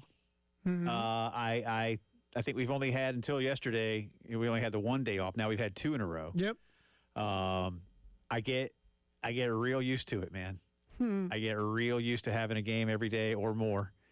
But I'm looking forward to tomorrow, and I'll be doing. I'm only half kidding here, Terry Ford. Mm-hmm. France and Spain kick off at 3. Okay. Our show starts at 3. Mm-hmm. And we had this update to do. Mm-hmm. I am genuinely torn. Are you? Between not watching it, leaving the room and having you do the World Cup update, and then going home and watching this game on tape delay that I have on YouTube TV. Are you torn? I'm torn. I think that the professional in me has to do the right thing, yeah, and have the game on and then report on it live. Yes. But I really don't want to. I really want to be surprised. Good luck with that. Thanks. So here's what I'm actually hoping for, that France and Spain go to extra time, which would be at around 5 o'clock. Then I can do the update, say the game is going into extra time, turn it off in here. That way you won't know. Have nothing to do with it. Don't look at social the rest media. of the way, and then go home and watch at least the last 30 minutes of potential PKs. So is that too much to ask for? I think that's the way to do it. All right. So that's what I'll do. I'll do that for tomorrow and Wednesday's games. That'll work for you. That way you won't know what happened. And I'm pulling for England, who play. And I mean, I am literally now. You talked about a bandwagon. Again, I don't even look at myself as a bandwagon England fan. I'm first and foremost, obviously, an American. I had an understanding of where America. I was hoping America could make the quarterfinal. And again, we already talked today about why they didn't. Because they would have ran into Argentina. They would have played Spain. Spain, which would have been their exit, sir. But it was Belgium's exit too, right? It's Spain. But Belgium played them tough. They played well, 2-1. It's a good game. It's a really good game, actually. And by the way, my guy Mikel Merino from Arsenal scored the winner. So that's right. Happy about that. But anyway, I'm pulling for England, but I'm not a bandwagon England fan because I've been an England fan for a long time. Because it's nice to have somebody that you can hope for. Yeah. And then somebody who has a more realistic opportunity. And they're just good enough to tear your heart out of your chest. England, that's how England fans feel. They're like, we're almost good enough to be great.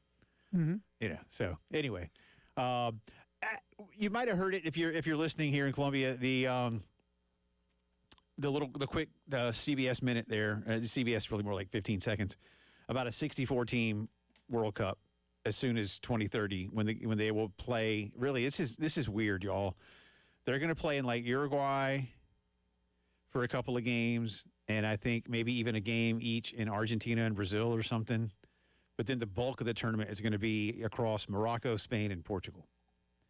Interesting. From what I understand, the talks about a 64-team World Cup have escalated more quickly than we may publicly know. I read a couple of things about that, including some things in some of the European papers that I read when I get some soccer news from across the pond. I think it's going to happen, Terry.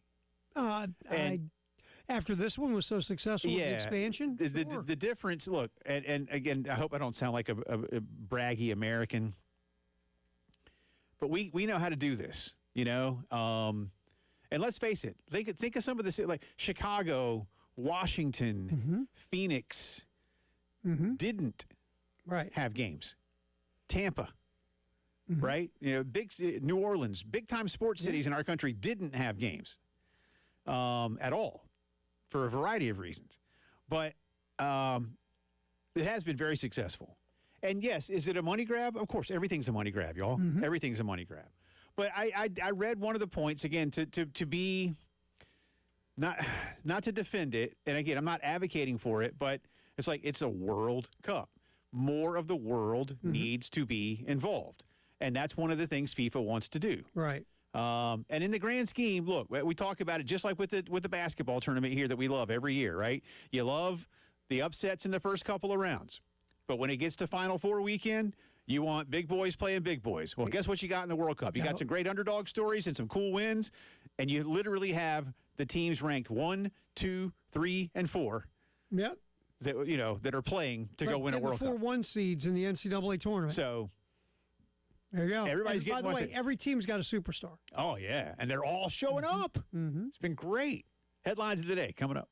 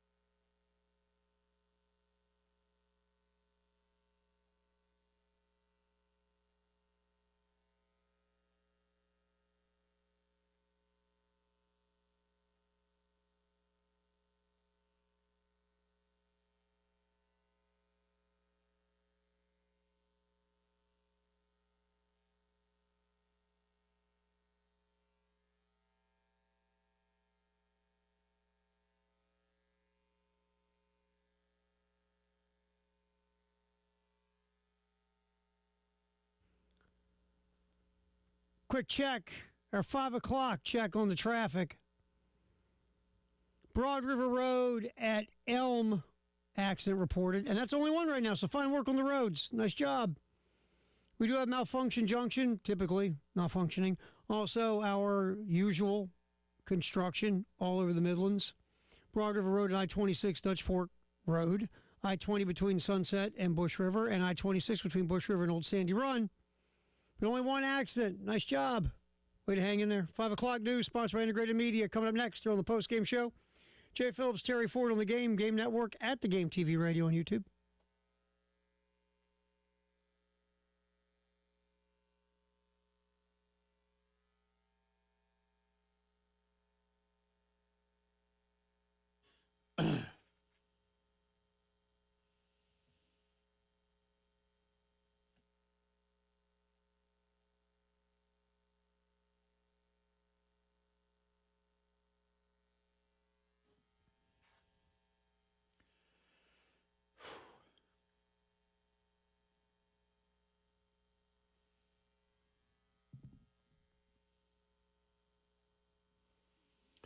It is 5 o'clock news time on this Monday. It's also the final hour of the postgame show alongside Terry Ford. I'm Jay Phillips. Appreciate you being with us. We start with some Gamecock baseball news. First off, Tyler Pitzer, who was a Gamecock, then a Mississippi State Bulldog, then came back to South Carolina via the portal this offseason, has instead decided to become a pro. He has signed as an undrafted free agent and will not be returning to South Carolina. He has signed with the San Diego Padres after not being taken in the draft this weekend. And now we have further news that former Gamecock catcher Talmadge LeCroy has signed a free agent deal with the Colorado Rockies. He ended his career 6th all-time in games played in Gamecock baseball history. Yeah, I hope he'll be remembered for things like that, despite the fact that he unfortunately didn't play on a lot of great teams. He had a couple of good years. Yeah. A couple of good teams, but he had a couple of not. So. Well, the last couple of years, I mean, poor guy. Yeah. They should have doubled his NIL. Sheesh. Just give him all the rest of the Under Armour stuff. Here, man. Say here. Take it all with you. You've suffered. Yeah. You've really suffered. Just clean it up. Call Matlock. Just say here. Just get him all that, whatever. See him driving away with all that stuff sitting in the back of his car. Big U-Haul. What's in there?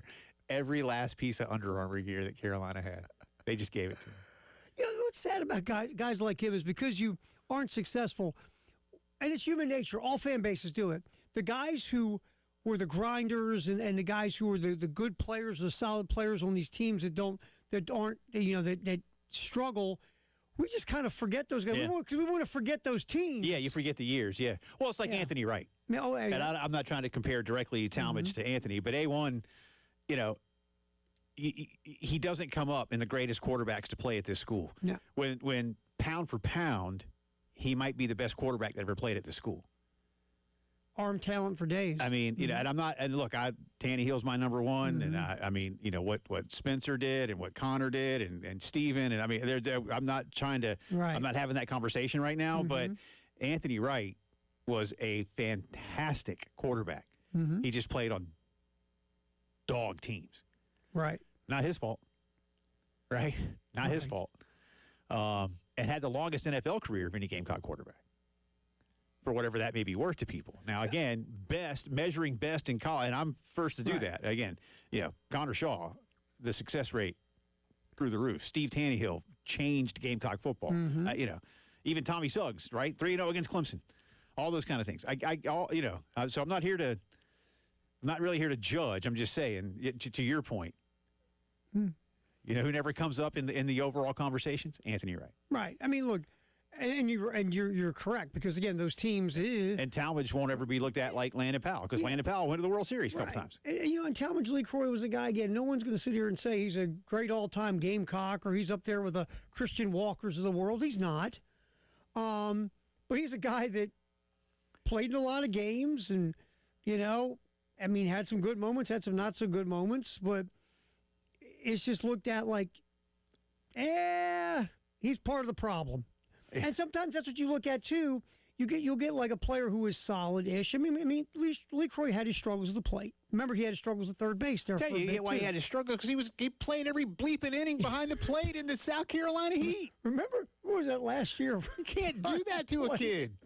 And I feel you feel bad because again the guy went through what he went through, and he played all these games in the worst possible time. But some people will equate to, well, he's one of the reasons why they were so bad. And that's fair, not fair is always gauged to yourself, right? Yes, that's very subjective. And so I think that's another what we do with these guys, the guys that play on struggling teams. Well, you're a part of a struggling team. It must have partly was your fault, obviously. Yeah, right. Like Anthony, you go back to the Anthony Wright situation. Well, you know, your team sucks, so you had to be part of sucking. Right? I mean, it's just that's what we do, just human nature as fans. Whoever you think of Talmadge LeCroy, think, okay, he was solid, he was whatever. It's just the idea you will get automatically hooked with those teams because they struggled. No, everybody's subjective to what they think of him as a player. Yeah. Or Anthony Wright, for an example, you bring up. But that's just kind of what happens when you play for bad teams, right? It is. It just is. Sad but true. Sad but true. But again, Talmadge LeCroy moving on to play for the Colorado Rockies. Meanwhile, Michigan's Board of Regents will meet later this week to discuss the future of athletics director Ward Manuel. Now, Ward himself has not, I mean, at first when I saw this story the other day when I was on vacation, I was like, oh God, has he done something too? Like Sharon Moore or, and the answer is no. He's not under direct investigation for any misdeeds. It's simply that he has overseen a department that has had several people run afoul of NCAA rules and or, marital vows or a lot of other things. Marital vows, NCAA rules. There's a lot. There's a lot. And look, here's the thing, right? If this investigation comes back and it looks bad, because you're paying a lot of money for $11 million for this investigation. Yeah, I think outside law firm. It's a firm from Chicago. So when this firm from Chicago shows up and they start their PowerPoint presentation, if it doesn't look good and things could be really, really bad, somebody's got to get thrown in front of the train. But you know what that's going to be, right? Yeah, it's the AD, and look, he's overseen a department that won the coveted football title again. Been a long time, almost 30 years since they'd won one.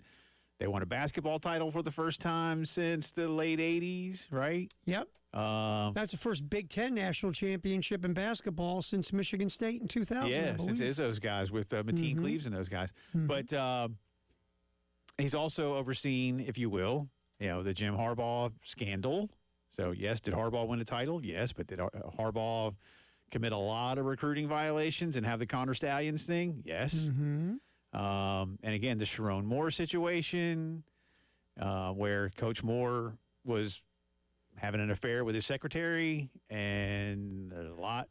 Well, they say our boy Sharon was he was smelling himself, so to speak, when he was the head coach. Well, I think that, and you and I were talking during our meeting today, look, how much control did Ward Manuel have over Jim Harbaugh? The answer is none. No, Jim Harbaugh answered to one person. Jim Harbaugh. I mean, if the president came knocking on the door, Harbaugh would at least have to. Think you let him in? Yeah, he'd have to listen. Let him talk. But if it was Ward, he'd be like, Ward, shut up. Yeah, it's like Ward, I can't hear you. Well, and didn't they? I mean, I'm serious. Didn't they? Were they teammates? I know Ward played there.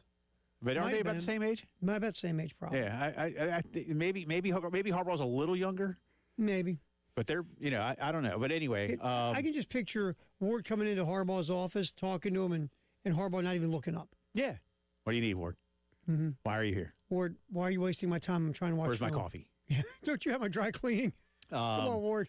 So the board will meet on Thursday and hear this report. The law firm is Jenner and Block.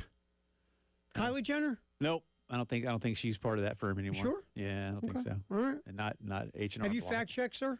I have not. I'll be honest. You're just saying this out of just. I don't think she's an attorney. Well, her father was. Fair. Can I get you to a law firm? Fair. Did you pass the bar? Yeah, a couple of them right down there at Two Notch. But my father was an attorney. It's a tequila bar. I love it. It's great. They got all kinds of stuff. Mimosa bar. So we'll see what happens with that one. Here's my prediction: Ward Manuel loses his job. Okay. I have a feeling it's going to be one of these. Maybe not firing him. Maybe they'll say, "Look, we did win some national championships. We made a lot of money. We need you just to agree that we're all going to part company." And it's been 12 years, and I think his if they fired him today, just like a lot of people, he'd get all the money he's owed, which is it's around $8 million to walk away. That's not bad. Yeah, so they're probably going to say, "Hey, dude, here's that suitcase." Yeah, and he's going to go with the money. He's got Jim Harbaugh's face on it. But yeah, I think they're just going to. I think they would agree to part company, give him a nice big fat suitcase for the way you said that. I don't know why, but Glenn Fry's Smuggler's Blues just came into my head. Like, here's a little money now. Do it just the way we planned. You be cool for 20 hours. I'll pay you. I've forgotten about that song and that video until just now. That's a hell of a pull by you. The suitcase in your hand. I don't know why. That just. I don't know. And why it seems to fit. Right? It kind of does. Seems to with fit the whole thing. Yeah. It kind of does with the whole spiel because there's the politics of contraband. Yeah, the politics. AD's blues. If we had a staff of like people, we could write and produce that Smuggler's song. Blues is a great song, It is a great by the way, song. man. The guitar riff's I think fantastic. and Glenn Fry could play the guitar. He riff's could wail on the fantastic. guitar. That's people don't realize that We he could is make such a good parody guitar song player. out of this. We can get the same music But track. I think we'll get Haney to sing it. Yeah, he'd love that. And am I right that Smuggler's Blues was written for an episode of Miami Vice? Yes, right? it was. Yeah. Mm-hmm. Remember, Glenn Fry became like a semi-regular on Miami Vice. Yeah. That's a good song. I don't know. I don't know why that came into my head, man. But that's how it existed. That's how my rock and roll brain likes to work from time to time, I suppose. Finally, the Philadelphia Phillies' Kyle Schwarber will lead off for the National League in tomorrow night's All-Star game in Philadelphia. Didn't see that one coming. He was replacing Shohei, who is not going to play in the All-Star game. That sound you hear, by the way, hear that? That's Rob Manfred still screaming. I thought that's Rob Manfred passing out and hitting the floor face first. Yeah, that too. But no, in all seriousness, if you haven't heard, by the way, Shohei is going to have his knee. I don't know if it's going to get scoped, but he's going to have a little something done. We were talking about this last week while you were like, tanning at the beach in your mankini. Yeah. Shohei Ohtani. You think I wasn't? OPS is over 900. Yep. ERA's under 2. Yep. Or right around 2. Run that through your head for a second. I think it's OPS of over 900 as an everyday hitter. Best year, and an ERA of around 2 as a and the pressure on him is immense to be successful. Yeah. The pressure is immense. And and he still, there are days, even though Dave Roberts has said he'd love to find a way to maybe back it off, where Shohei will hit when he pitches. Yeah. So here are the lineups real quick here. Do I have time for that? Yeah, I do. Okay, American League. This is 1 through 9. By the way, this is a lack of star power like nobody's business. Mike Trout, the American League has been ravaged. Mike Trout will lead off. Jordan Alvarez of the Astros will hit second. Shea Langoliers of the A's, former Brave, will hit third. Junior Caminero of the Rays will hit fourth. Bobby Witt of the Royals hits fifth. Cody Bellinger of the Yanks, sixth. Riley Green of the Tigers, 7. Ben Rice of the Yanks, 8. And Ernie Clement of the Toronto Blue Jays. So Mike Trout's name comes up because he came off the IL and he'll play even though he's not putting up Mike Trouty numbers. He's still Mike Trout. All right. And then let's see. For the National League, Kyle Schwarber, as we said, will lead off tomorrow night. Juan Soto of the Mets will hit second. Oh, God, the Phillies and the Mets to lead off. What the hell? Freddie Freeman will hit third. C.J. Abrams of the Nats. That's a good one, man. Good for him to get voted in. He'll hit fourth. Max Muncy of the Dodgers will hit fifth. Ozzie Albies, starting second baseman, will hit sixth. Brandon Marsh of the Phils will hit seventh in right field. Andy Pagas, how do you say his last name? Pagues, right? Pagues of the Dodgers, eighth. And Drake Baldwin of my Atlanta Braves. You got more star power there in the National League than the American League. American League is just, there's no Aaron Judge. It's just... And then I remember Cal Raleigh hit 60 homers last year. He's hitting like a $110 with like a few home runs. And it's a Brady Anderson kind of year. Yeah, I have a feeling it was. I hope not. I really have a bad because again, he'd never come close to anything like that before. So, I mean, so the there American League. So home run derby tonight. Watch it at your leisure, and All-Star game tomorrow again in Philadelphia, PA. That's How about Zach Wheeler? Did you hear about this? No. With Zach Wheeler, didn't have enough innings to qualify and all that stuff, so he wasn't put on the original pitching staff of the National League.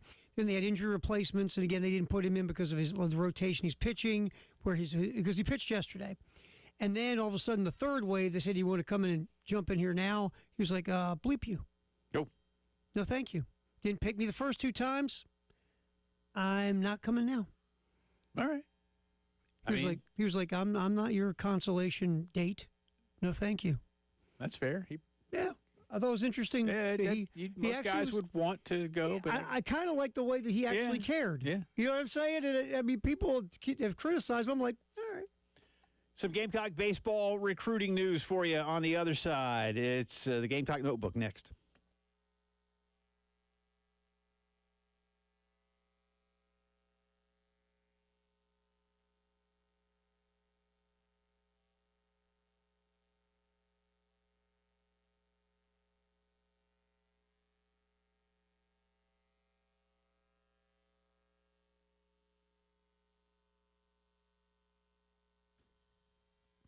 AAA Heating and Air, ready to keep you and your family nice and comfortable. You know, Mon Nature did that for you today. It's only 82 degrees in Columbia today. The rain, the clouds kept it a little bit cooler, but trust me, kids, it's going to get hot again very, very soon. If it's been a while since you've had your system inspected, or now that it's been running through these hot days and weeks, and you realize, that doesn't sound right, or that's not keeping me cool, or man, that costs a lot of money. Might be time to call 803-677-1500 and let one of AAA's great technicians get into your house to give your system a full inspection, make sure everything is good, or if it is costing you a lot of money, get a brand new system that's a lot more cost effective, a lot more efficient, and on top of that, get a $1,500 system buyback rebate and a 15-year parts and labor guarantee. We love what Roy and Dana Finley and their crew at AAA have done at the Phillips household, and I promise you will too. 803-677-1500. Great people to work with. Stay cool with AAA Heating and Air.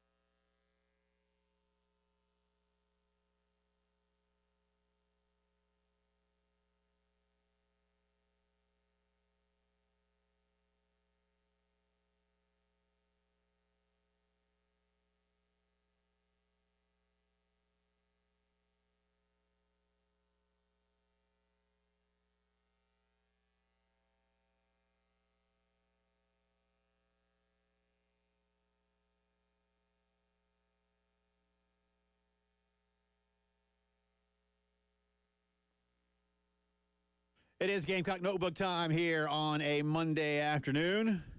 Jay and Terry with you. Our buddy John Whittle joined us a little bit ago. Gamecock 24/7. And, of course, one of the best in the business, talking a little baseball. Before that, we'll give you this. Pete Nakos of On 3 ranked based on – and Pete, he doesn't – look, I know a lot of people these days just see Pete as like the, the college football NIL guy and things like that. But Pete really is he's become a very good reporter at covering a lot of sports, including college baseball. And he put out his top 10 list, what he's covered in this offseason when it comes to portal class rankings. Number 10, Kentucky. Number 9, Texas. Mm-hmm. There's a theme here, Terry Ford. What conferences are they? Number 8, Miami. And you say, wait, okay, what's the theme? It's coming. Number 7, Vanderbilt. Mm-hmm. Number 6, Mississippi State. Number 5, Arkansas. Oh. Number 4, Georgia. Number 3, Tennessee. Number 2, South Carolina. Woo. And number 1 on Pete's list, the LSU Tigers. So the theme is Southeastern Conference. Second part of the theme is, who are the top 2? LSU and South Carolina. What do they have in common? They didn't even make the tournament. Nope. Got to go get better. Got to double down and go spend more resources. No. LSU didn't fire Jay Johnson. No. But if he misses a tournament again, I don't care if he won 2 titles. Oh, there's not a whole lot of patience for that. So there you go. John Whittle joined us earlier to talk more about some of the kids who, Gamecock fans and Kevin Schnall hope get them back to the tournament as quickly as possible. You want to tell us where we're going to start this? Yeah, basically we were asking John off the jump about the players that were drafted and their prospects for, even though they were drafted, not signing and coming back to South Carolina. Here's John's thoughts on those players. After I turn it up, that would help. Sure. I did. And it's making no sound. Well, you want me to stall for a minute? Yeah, stall for a minute. Talk about something. I'll let you get that. It's weird. Well, one of the things I see what happened. Go ahead. Go ahead, talk. Okay, I say. One of the things too that we talked with John about was that South Carolina picked up look. He'd already been committed to South Carolina, but if you didn't hear about this, Elaine Gomez-Guadino from Scottsdale, Arizona, number 3 rated catcher in the country, is going to play for the Gamecocks. And it's a good thing. That's a big deal. That's a very big deal, and I think that's part of what we'll hear. But again, here's John Whittle on some drafted guys and what might happen with them next year.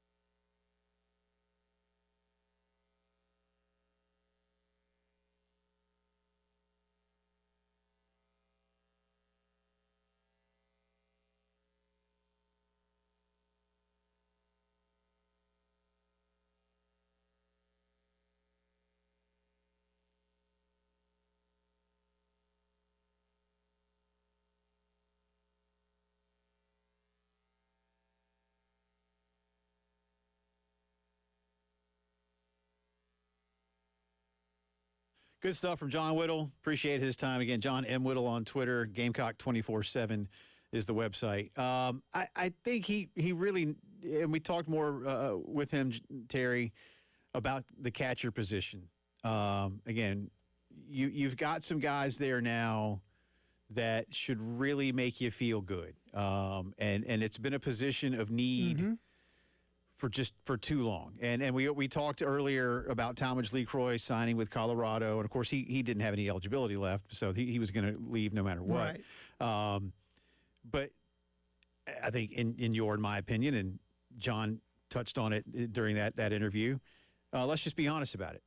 Talmadge had to catch too much. You didn't, because you didn't have anybody to back him up. Right. That's not a Talmadge Lecroy problem. That's a Gamecock baseball problem. And I think Kevin Schnall, a catcher himself, has come out and said, okay, let's go do something about it. He brought one of his own guys in Bryce Eastep. He gets Andrew Costello. And now you make sure that you get a big-time prospect in Gomez Guadino to stay with you. Right. Though he didn't even initially, as you pointed out, commit to you, but he clearly likes Carolina baseball. Yeah. So you have reversed that. Yep. Now you'll have healthy competition. You've got a nice depth. Yeah. Nice quality depth in your catcher room. And again, if this freshman, if he pops like people hope, okay, great. But if not, he'll probably get some playing time. He'll get some run. He'll get some run, and he doesn't have to be a world beater. DH. Yeah, like John said, there's some opportunities there. Good stuff. Again, thanks to John Whittle for joining us, talking a little Carolina baseball. Come back, drive around the SEC. We'll get you caught up on what's going on with football recruiting now that some guys have made a name for themselves, and just a little college football video game note. What was EA thinking? That'll be part of the drive around the SEC.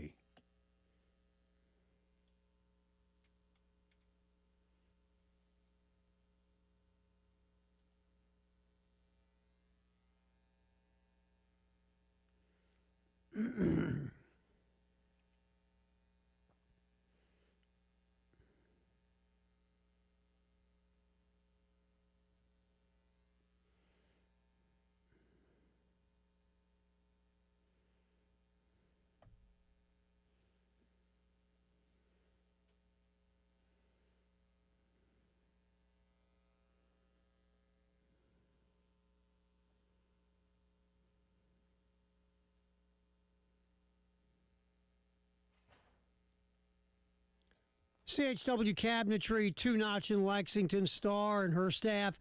I say this all the time. You want cabinetry? Indoors, outdoors? You call up and say, hey, Star, I'd like to have some cabinets on my dashboard. Sure. Let's make it happen. See what we can do. CHW Cabinetry, they do quality work. Like I said, indoors or outdoors. Or wherever you want cabinets, they'll make it happen. And the other great part of CHW Cabinetry, and we really discuss this because it's so important, the photorealistic renderings. That is full transparency from beginning to end, letting you know what's going on step by step in the process.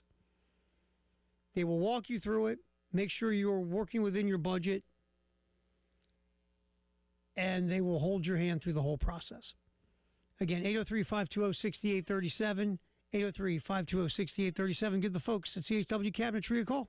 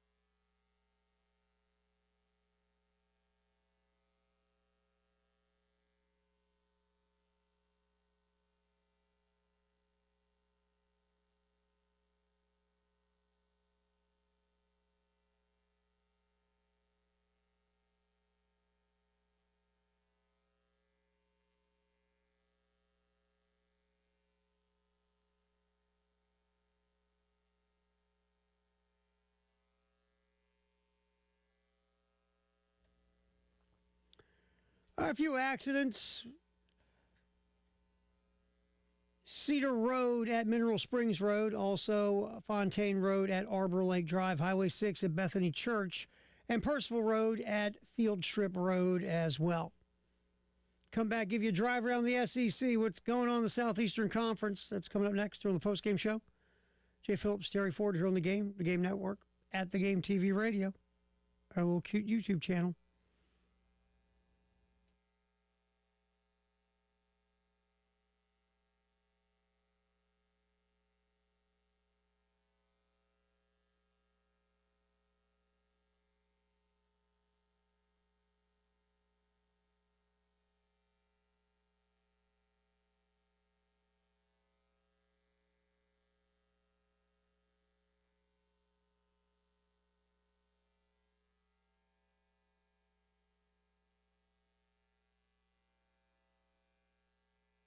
It is Drive Around the SEC time on this Monday. Welcome back in.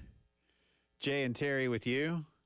Again, we'll blend a little national sort of college football story into the Drive Around the SEC today, but we will start with some SEC news for you. The latest recruiting rankings, now that we've had a little bit more, we've had time to kind of reflect, and those last kids from June have all made their pledges for now.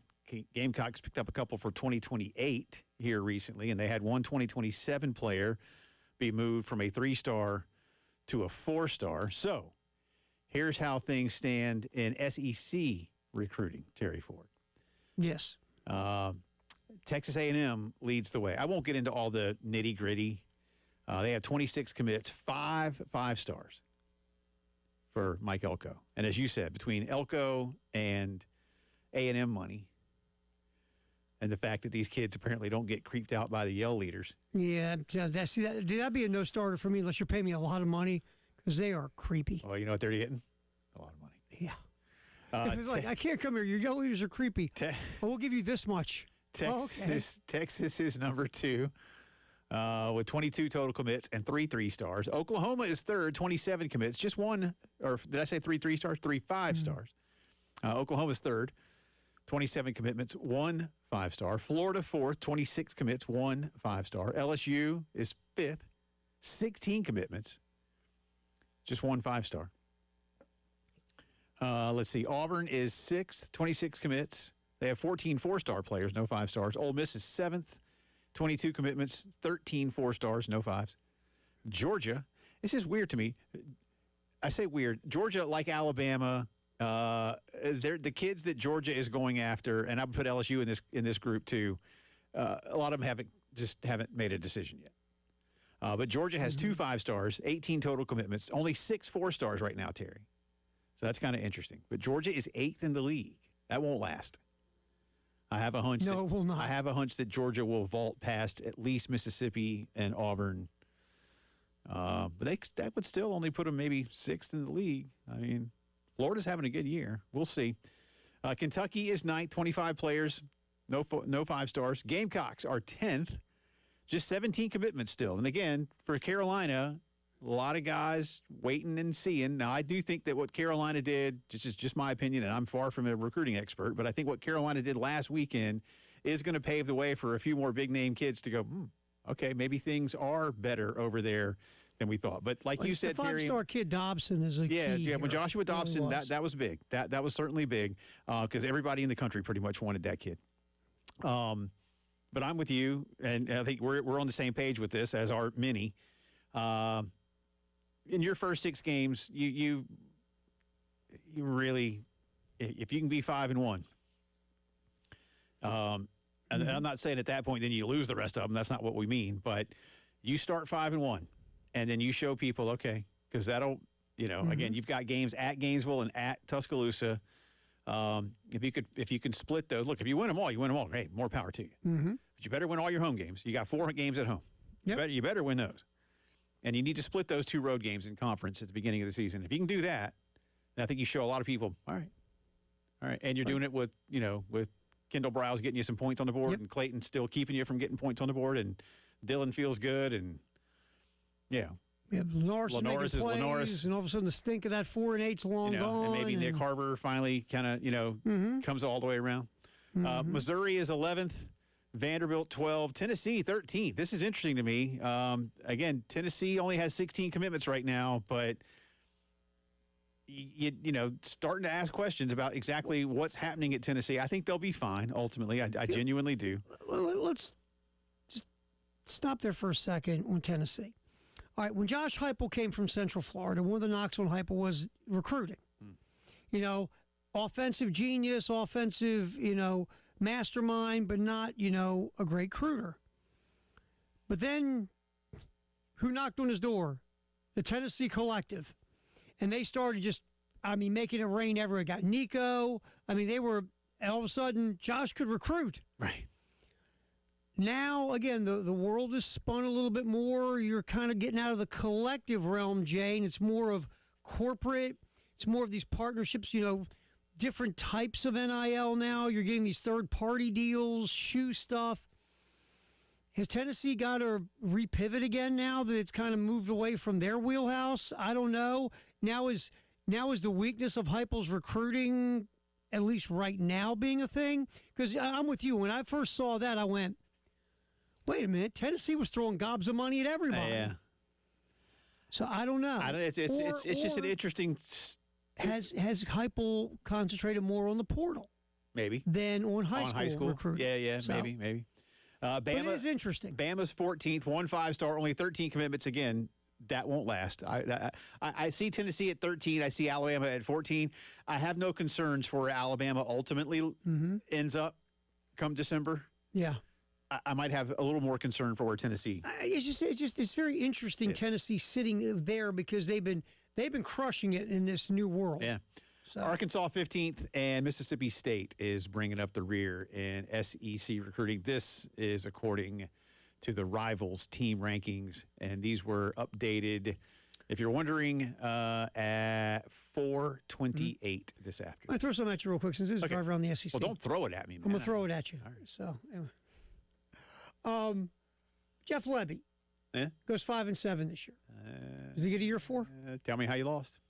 Let's say they hang in some games, but then they also have some games where they get whooped, and they're 5-7. All right. Tell me who whooped you. They go into the Egg Bowl with 5-6, and then they get beat. Tell me who whooped you. If you're hanging around, I don't have their schedule in front of me. If you're hanging around with Arkansas and Missouri and Kentucky and you lose, and then you're getting whooped by the big dogs. Beat by Alabama and Auburn and LSU by 21 or more points, and we might have a problem. Right, if you're hanging around. Again, I don't know. I'm going to get it right now. And I know they come here, don't they? Yep. All right. So let's say. So you. All right. Again, you better. If you're South Carolina, you can't lose to Mississippi State. All right. Let's say you. I'll give you the idea. You beat Louisiana Monroe, but you lose at Minnesota. You lose at South Carolina. You lose to Missouri and Bama and LSU and Oklahoma and Texas. Ugh. Wow. Okay. You got to beat Minnesota. Let's say you do beat Vandy and let's say you find a way to beat Auburn, you beat Tennessee Tech, you lose the Egg Bowl. Again, tell me how you lost. Yeah. If you're hanging around, then they'll give him a chance to continue to fill the coffers with some talent. If you're just getting your doors blown off, I think he has to show. My thing with Lebby is you got to show improvement. Yeah, again, you could be like Langston has told us many times. You could be a 5-7 team 2 years in a row, as an example. And that's what I feel. But from one to the next, you went from losing by 15 to losing by 7. And that's what I feel like with Lebby. I feel like if they're just more competitive in year 3, because this, if you just go through this thing and just go by who they should beat by who they should be favored, Louisiana Monroe, Tennessee Tech, they got Vandy at home. They got Auburn at home. Let's say they win those 4. They go on the road and beat the Golden Gophers in Minnesota, and they're 5-7. But it's almost like, what do you do in those other 7 games where you lose? Yeah, to me, that's one of my favorite questions. Man, is tell me how or how. I guess it's Now, if you're getting whooped by 30 in those games, you might have a new head coach. Yeah, but this will be year 4 for him. This is year 3. In the world we live in, you need to show some improvement in year 3. Yeah, but I don't disagree with that last point. It's just you gotta have dudes, man. And that's the thing. You got to get dudes. And look, Kurt Signetti made it bad for everybody. Yeah. Just saying. Yeah. All right, that's a drive around the SEC. We'll come back. We'll have a little Jay versus the internet, but this kind of fits in. This last story. Again, why would EA Sports do this? We'll explain when the postgame show returns.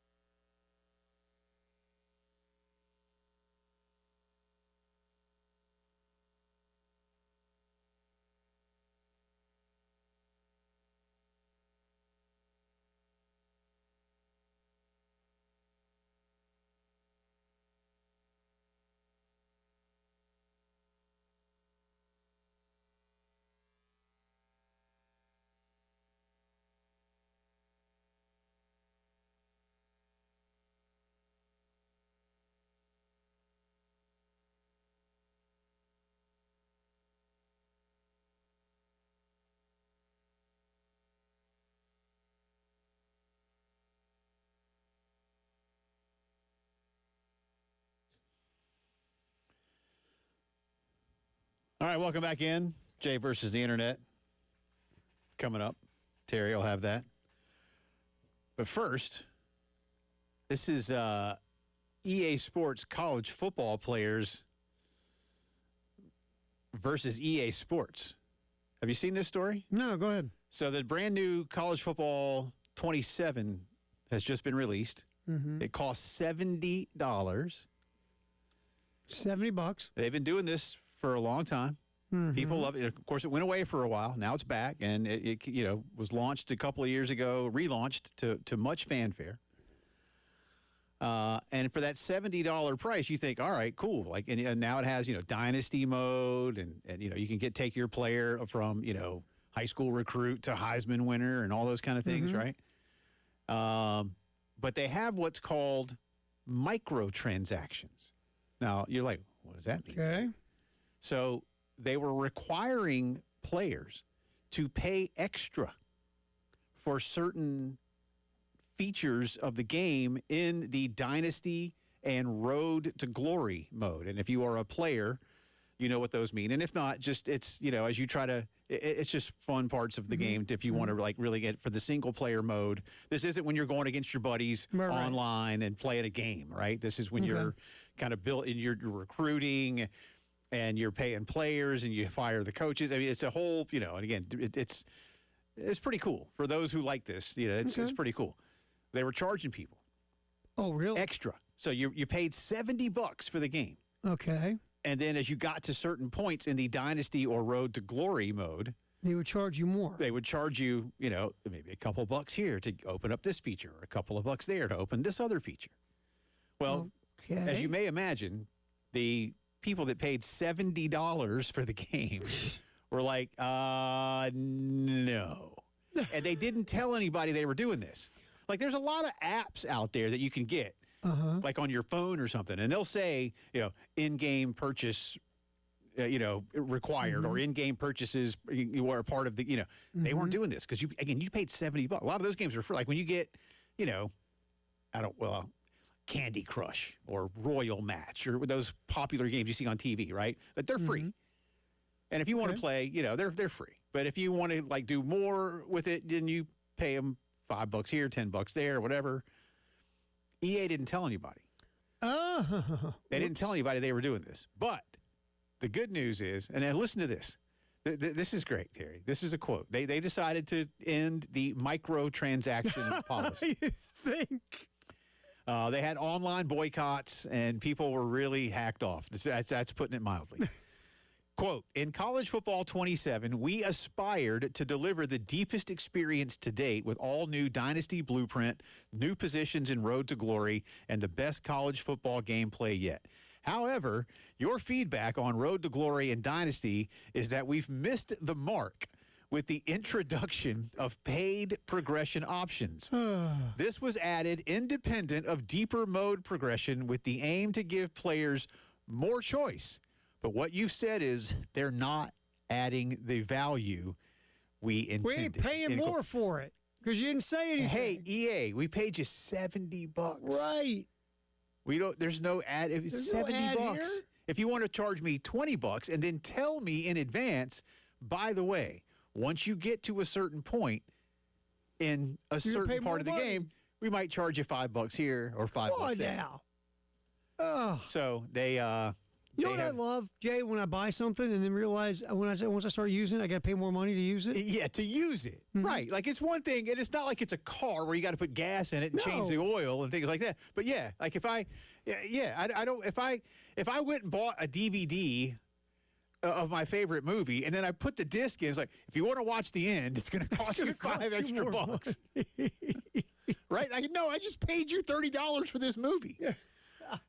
That's what it's like, right? It's like, yeah, if you want to watch the end. Wouldn't that be crazy? Right at the end. Right before the big final scene or the big final moment, all of a sudden, you want to see the end? Yeah. I mean, it'll cost you just imagine watching original Star Wars, right?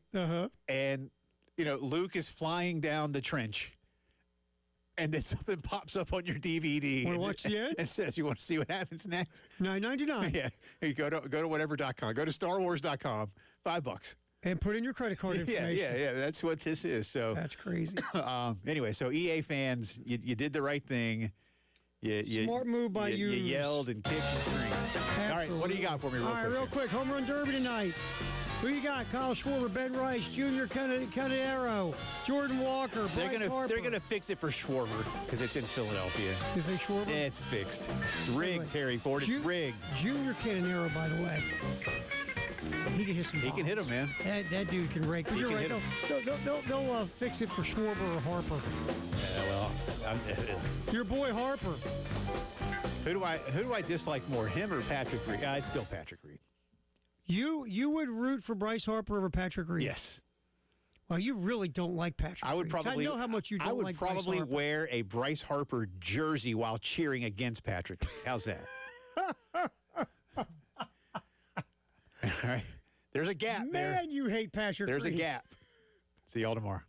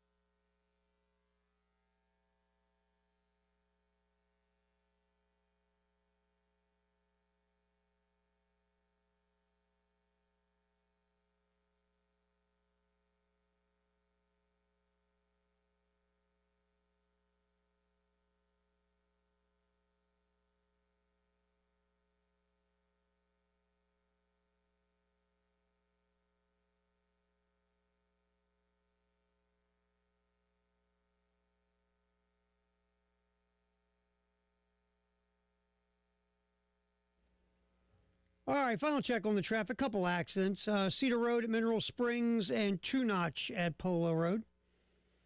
Weather, we've had some showers and on and off today. That should pass through and just be hot. Next few days, highs getting to the 90s. Today, not that miserable, but we'll get back in the 90s. But the rain should cease for the next couple of days. All right, Connecting Carolinas with Scott Hamilton. Scott got a chance to talk to former Gamecock, or I should say always a Gamecock quarterback, Stephen Garcia. That is up next here on Connecting Carolinas.